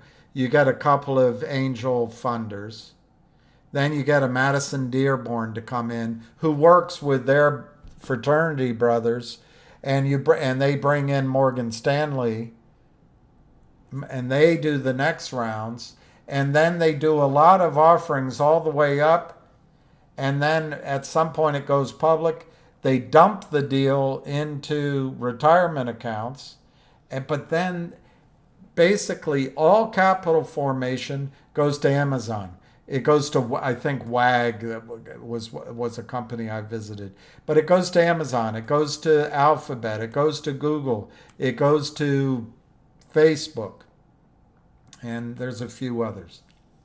But it doesn't, there's no natural competition and popcorn popping up from the over-the-counter markets from people who were fighting, raising money, coming up with business plans, and growing organically. That doesn't happen anymore. It doesn't exist anymore.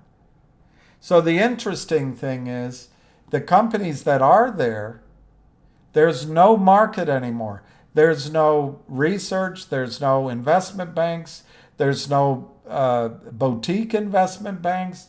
The brokerage firms aren't allowed to recommend the shares. There are no brokers. So these companies are starved for capital. Oddly, the arbitrage that these criminals like Ari Rubenstein and the Kramers as fronts are doing on behalf of the criminals who are the hedge funds is they're providing that capital formation at a massive cost. At a massive cost. Because the SEC, Gary Gensler's predecessors, and he have destroyed capital formation, destroyed competition, destroyed the American dream. So what happens is Jeff Easton goes out and gets one of 4 hedge funds to start selling K&W. And then K&W comes in, wow, you've got nice offices. Well, we'll finance this, and here, just sign here. And that first $5 million or whatever it was comes from the hedge funds already having sold the stock. But in reality, the hedge funds are so big, cash is fungible. It could come out of one of their,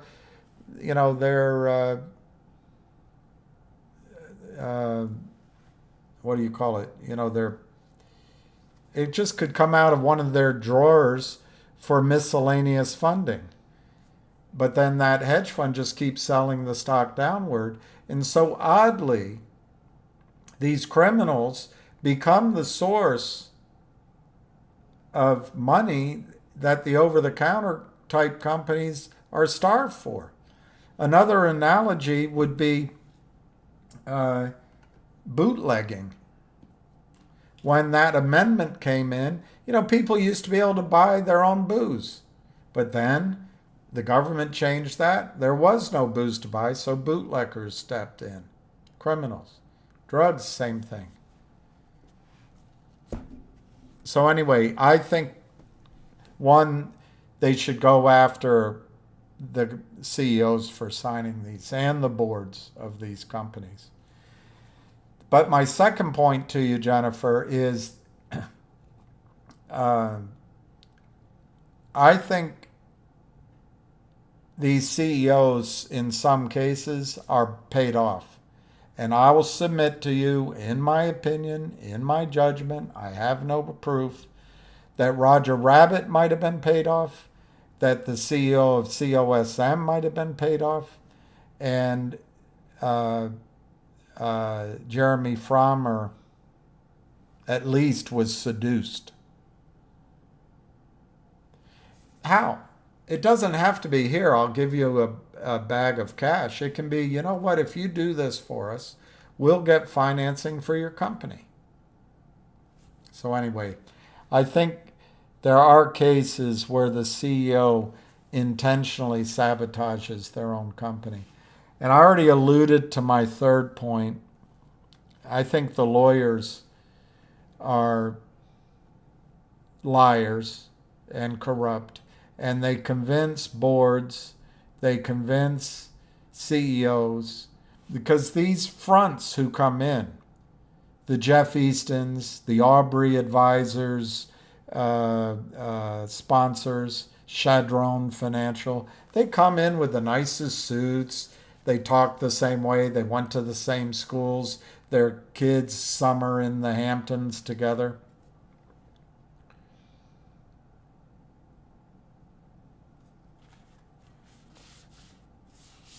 I think the lawyers divide, and I already alluded to it, but I think the lawyers cleverly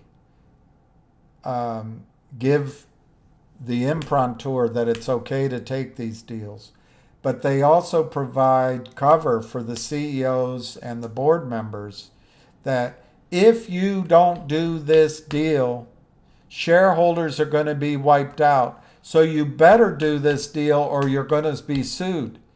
Lawyers cleverly separate the responsibility for the CEO and the board to look out for shareholders to the CEO and the board to look out for the company. And that's not the way it's supposed to be. To my mind, that's a lot of self-dealing. Anyway, I don't know what else to tell you. But Jennifer, I think you're right. There was news today, somebody put up, David, I think, that Richard Hoffman posted that,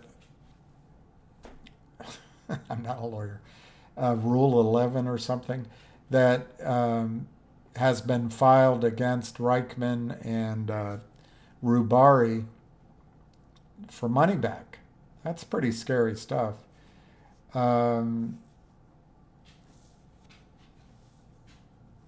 I know in talking with the receiver, the potential receiver, that he's pretty upset that what the company, and so's Hoffman, pretty upset that there seems to be a pattern, potentially, of the company putting out announcements. We're going to merge with this law firm. And when the stock went up, they sold stock or gave it away.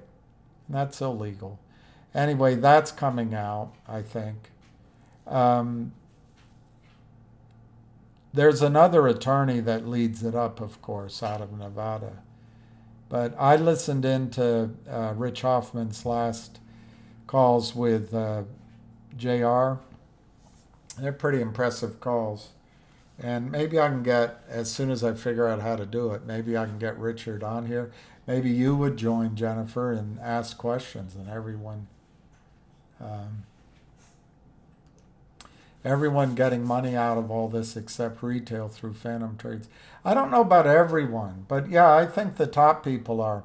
Because remember, Frank, if you're Goldman Sachs and you pride yourself on being a bank and standing away from the government, in 2008, when you almost went out of business, you sent your bald guy into the White House who got a first look at other portfolios. And he was there driving competition out of business, and he knew which bonds to buy. But he also got the government to agree to turn Goldman Sachs into a bank protected by FDIC. So everything that's happened in the last 20 years has been to the benefit of the very top of our societies in money. I wouldn't say to the top of our society in ethics at all.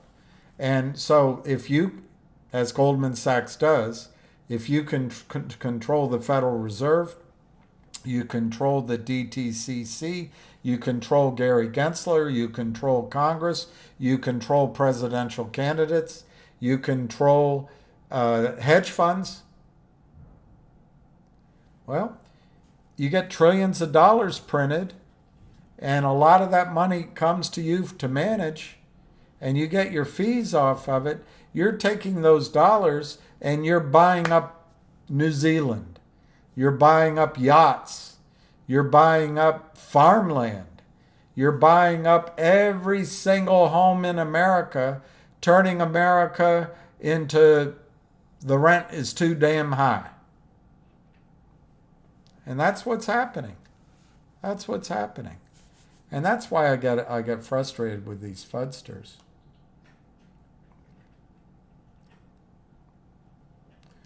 Well, let's look at that. I don't know how to show you yet charts. I'm going to try to figure that out.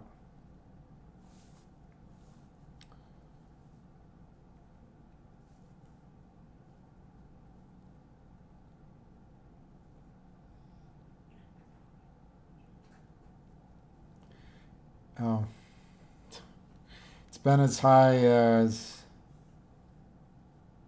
720. I think today, if it went through 750 or $8, you might see something, but I don't know. The volume's not that high. I would submit to you that I don't I don't know, Spiny. I think there's more to come, but I don't know. It might maybe all that's there was what happened last week. But it's 320,000 shares. They did what, 120 million shares in about a day and a half last week? Um,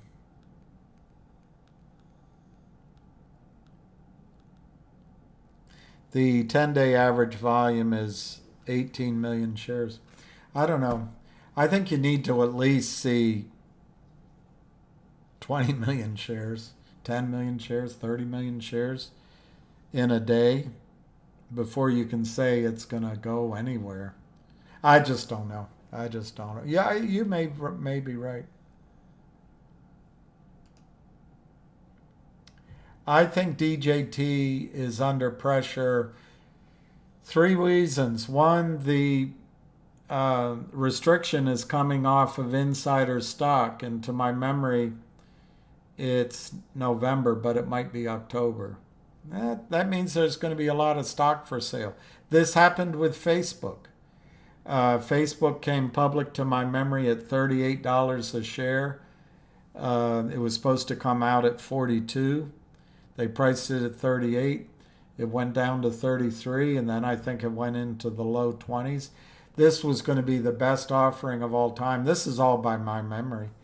But then there was a lockup period, and the stock, it wasn't very long. The stock just went sideways, didn't do much. But when the lockup period came available, employees, insiders started selling, and I think that stock went down to $18, $17. Anyway, you can look it all up. It's the concept that matters.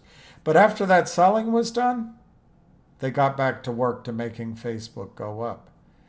And look where it is now. So I think that's one reason that DJT is down, is manipulation, because they know that people are going to want to sell once the restriction comes off. So it's a little bit of manipulation.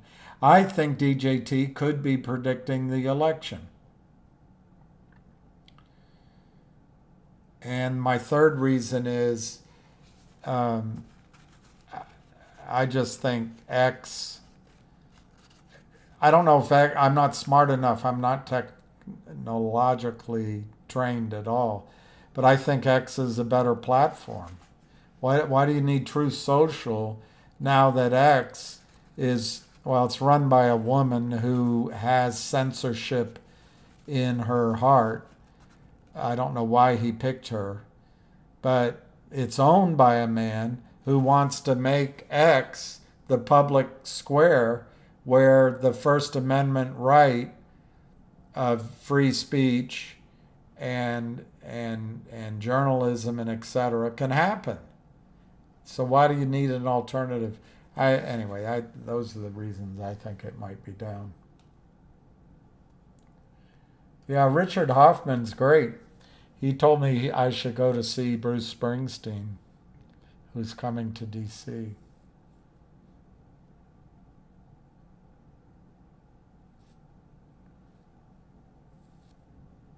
Princess cards she sends me with her regards. Oh, barroom eyes shine vacancy. To see her, you've gotta look hard. Wounded deep in battle, I stand stuffed like some soldier undaunted. To her Cheshire smile, I'll stand on file. She's all I ever wanted. They're waiting for you in Bellevue with their oxygen masks. Oh, something don't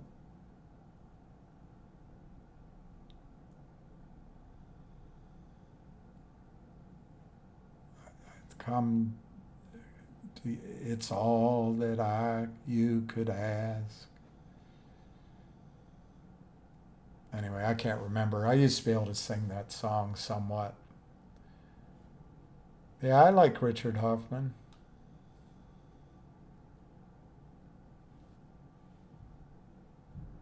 Well, that's a good point. There's no selling. That's a good point. That's a good point. But I don't know, Peter. I don't think the few of us can really have any impact on it. Unfortunately, we just watch. And I have to say, I'm starting to feel like they have it under control. But I don't know. I just don't know.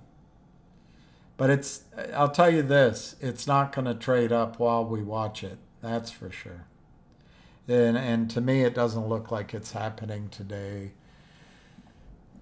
Maybe tomorrow, maybe Friday, but my guess is it's not happening this week. Yeah, that's true. But he's pretty well built. I mean, he's a well built guy.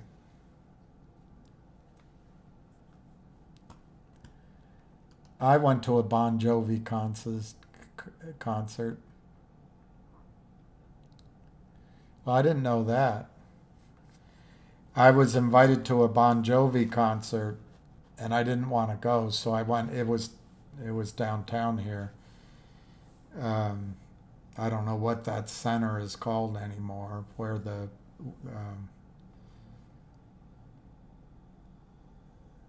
I guess it's called the Verizon Center now. But anyway, I went in to Clyde's, and we all met there, and they went up. The girls, it was mostly women who were going, and a couple of simpy guys, and they went in to see the concert, and I was up at the bar with whomever, I forget who.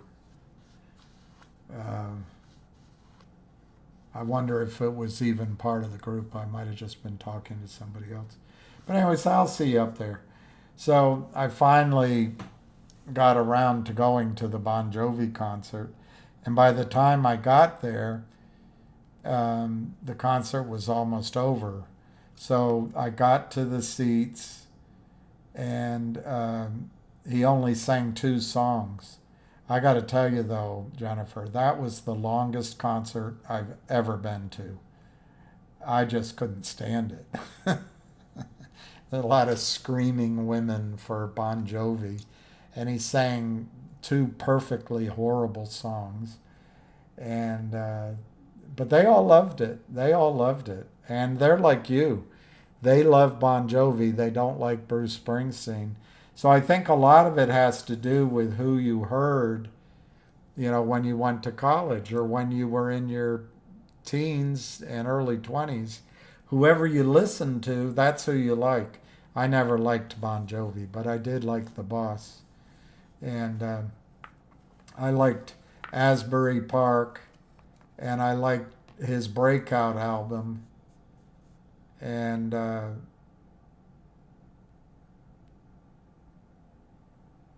maybe another album or 2, but those were the 2 that I really liked.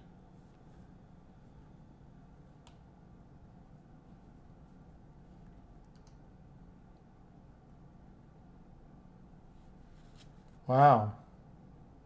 So if you can't afford it, you can help in the restaurant. That's a pretty... All right, I like Bon Jovi now. But I can't name one song he ever sang.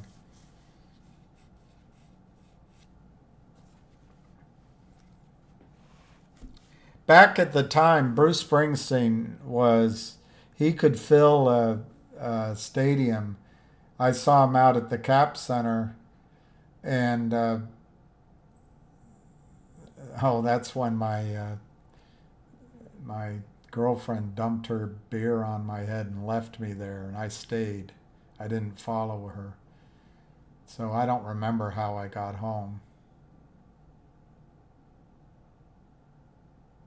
I don't remember that. But I remember he played, and everyone's cheering and cheering and cheering, and wow. And then he got to the edge of the stage and he sat down and he said, "Now I want to sing a song." He's strumming his guitar, and he sang "My Hometown," in my hometown.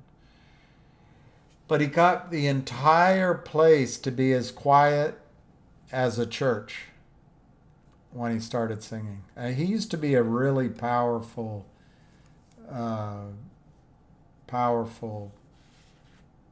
showman. I don't know, Bad Medicine. It sounds like Bad Romance. Sounds like Bad Romance. I never spoke highly of Lady Gaga until I actually heard that song, Bad Romance. That was a good song. But I heard another singer sing it. Her name was Emerald Caro. Or Caro Emerald. Emerald Caro. Let me find out.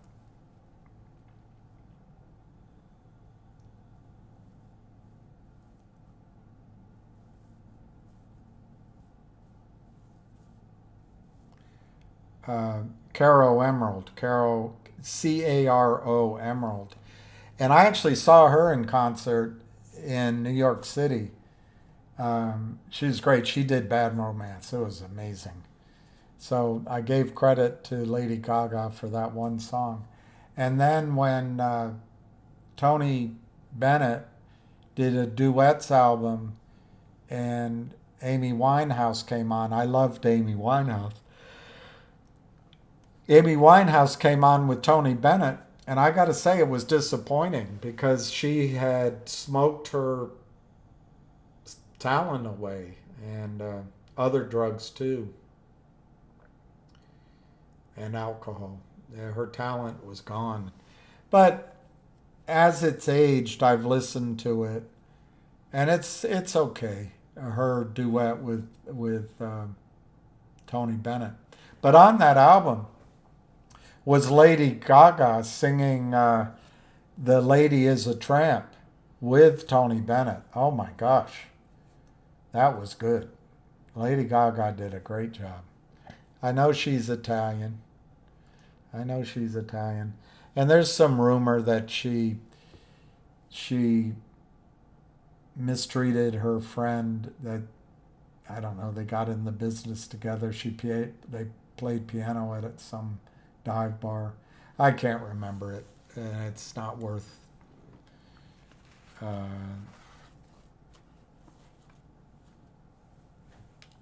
she's not an overly attractive.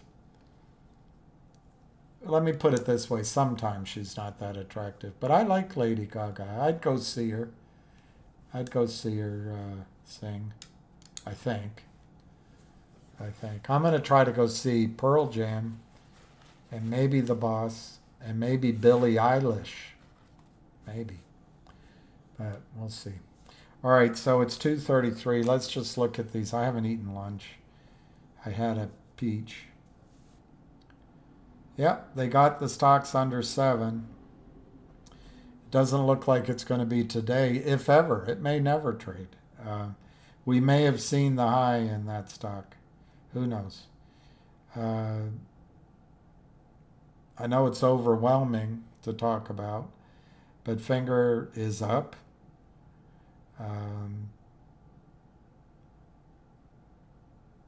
Logic is actually down slightly.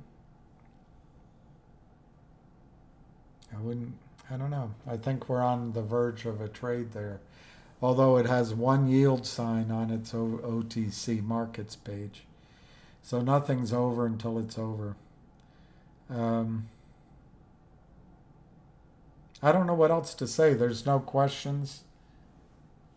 What's ASTS?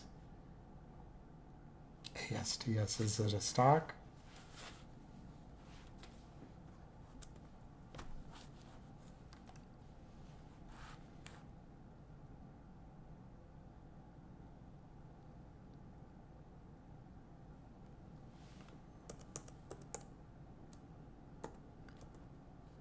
It's a stock. It's up 5. Space Mobile.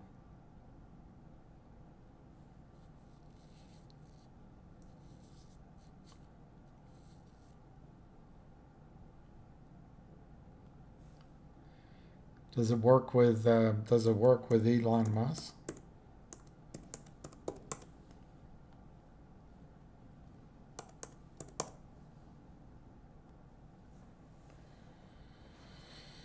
That's pretty pounceable there, Jennifer.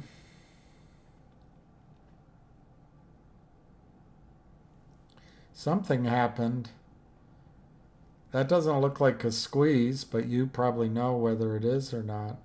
But that looks like something changed. That's straight up from $2 to 35. It's almost like they got a big contract. Rosalita, dance a little higher. Your parents say they don't like me. Yeah, it looks like they got a big contract or something. I mean, that looks like a move to a new level. It's straight up. It's from May to now straight up, and nothing goes straight up. But I'd have to say,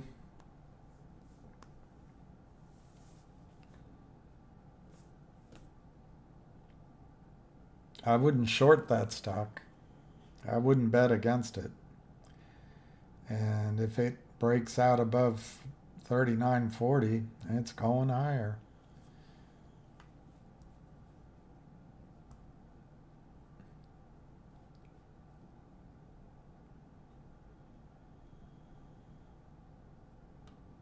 It had a run. There's tire tracks all across your back. I can see you had your fun. Oh, so it competes with Starlink. And no one loves Musk anymore, so I guess this one will. But it might be the wave of the future as compared. The Sha-na-na.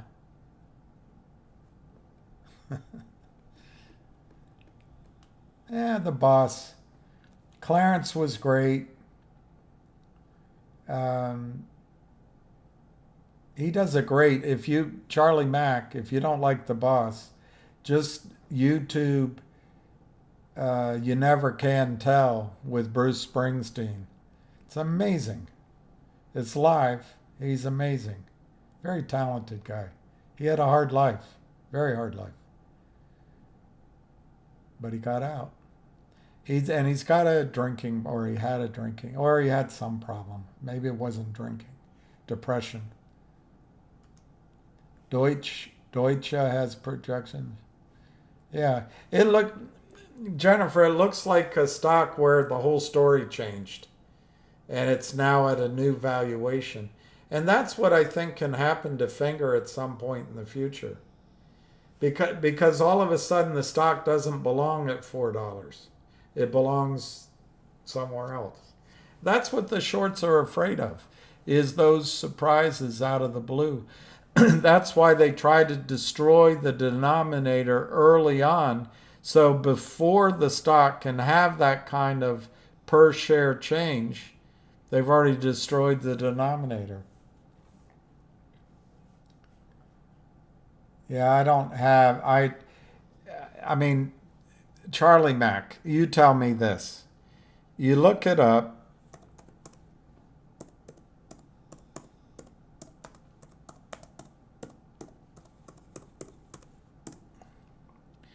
You just happen to look it up and you go and you check it out. So there's only 2% of the tickets left for Bruce Springsteen, who you don't like. Then you've got Pearl Jam, 3% left. You've got another Bruce Springsteen, only 1% left. And then you've got this guy, Hans Zimmer. Zimmer? Room? Who's Hans Zimmer? Never heard of him. And then you've got a festival. Then you've got Billie Eilish. I'd like to see her. I've only heard one of her songs. I can't even tell you the name. It sounded good, so I'd go see her. But then you got Sabrina Carpenter. I have no idea. City of the Sun. There's 32 tickets left. City of the Sun. Who's that? Then there's Stone Temple Pilots. I'd go see them. You probably don't like them. Movements. 10 tickets left.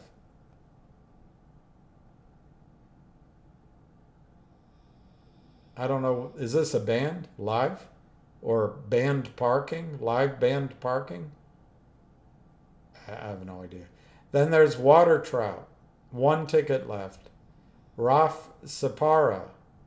15 tickets left. Lucky with an I. 20 tickets left. Young Miko. Raf Sapara again. Ka Dubs. The Dismemberment Plan. Abstract. Charlie Bliss. Jean Pardee. Azimuth. Dweezil Zappa. Jeezy. I think I've heard of Jeezy, but I don't know. Powerwolf. Los Tamararios. Powerwolf Parking. I don't know if the parking describes. I have no idea. And Own Boss. So the point is, I don't know any of these people. Kim Scott. Well, I've heard of Kim Scott. I'd go see her.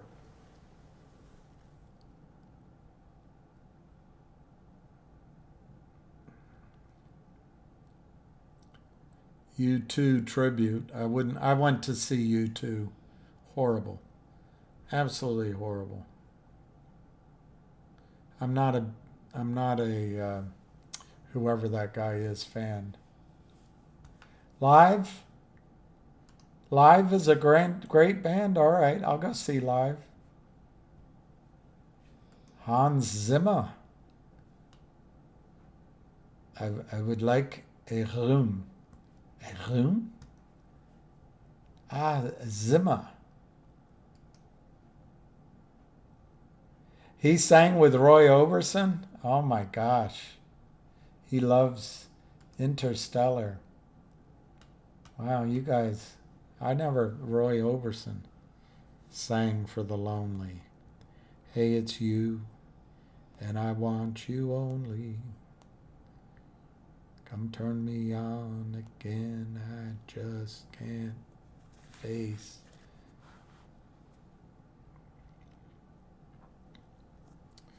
Anyway, all the lyrics I've forgotten. I did. That was crosstown traffic. Trying to get to you. It's just crosstown traffic. I liked his Red House Over Yonder. There's a red house over yonder. And he did, of course, All Along the Watchtower.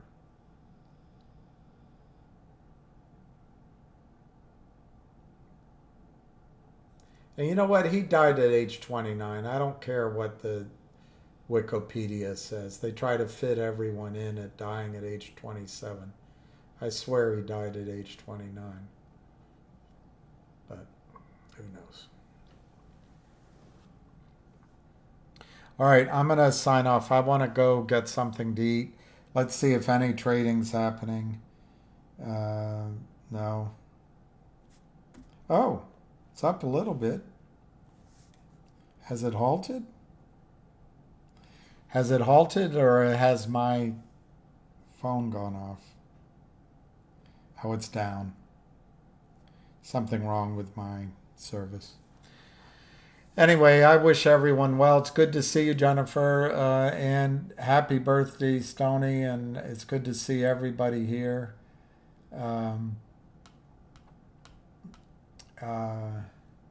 Lucky says see you tomorrow. And I say, see ya. I wouldn't want to be ya. No, that's not true. I would want to be you. Yeah, so it's 334,000 shares, nothing. All right, I'm going to sign off. I got to figure out how to do it. Here it is, finish. Thank you to everybody, and we'll catch you tomorrow. And peace.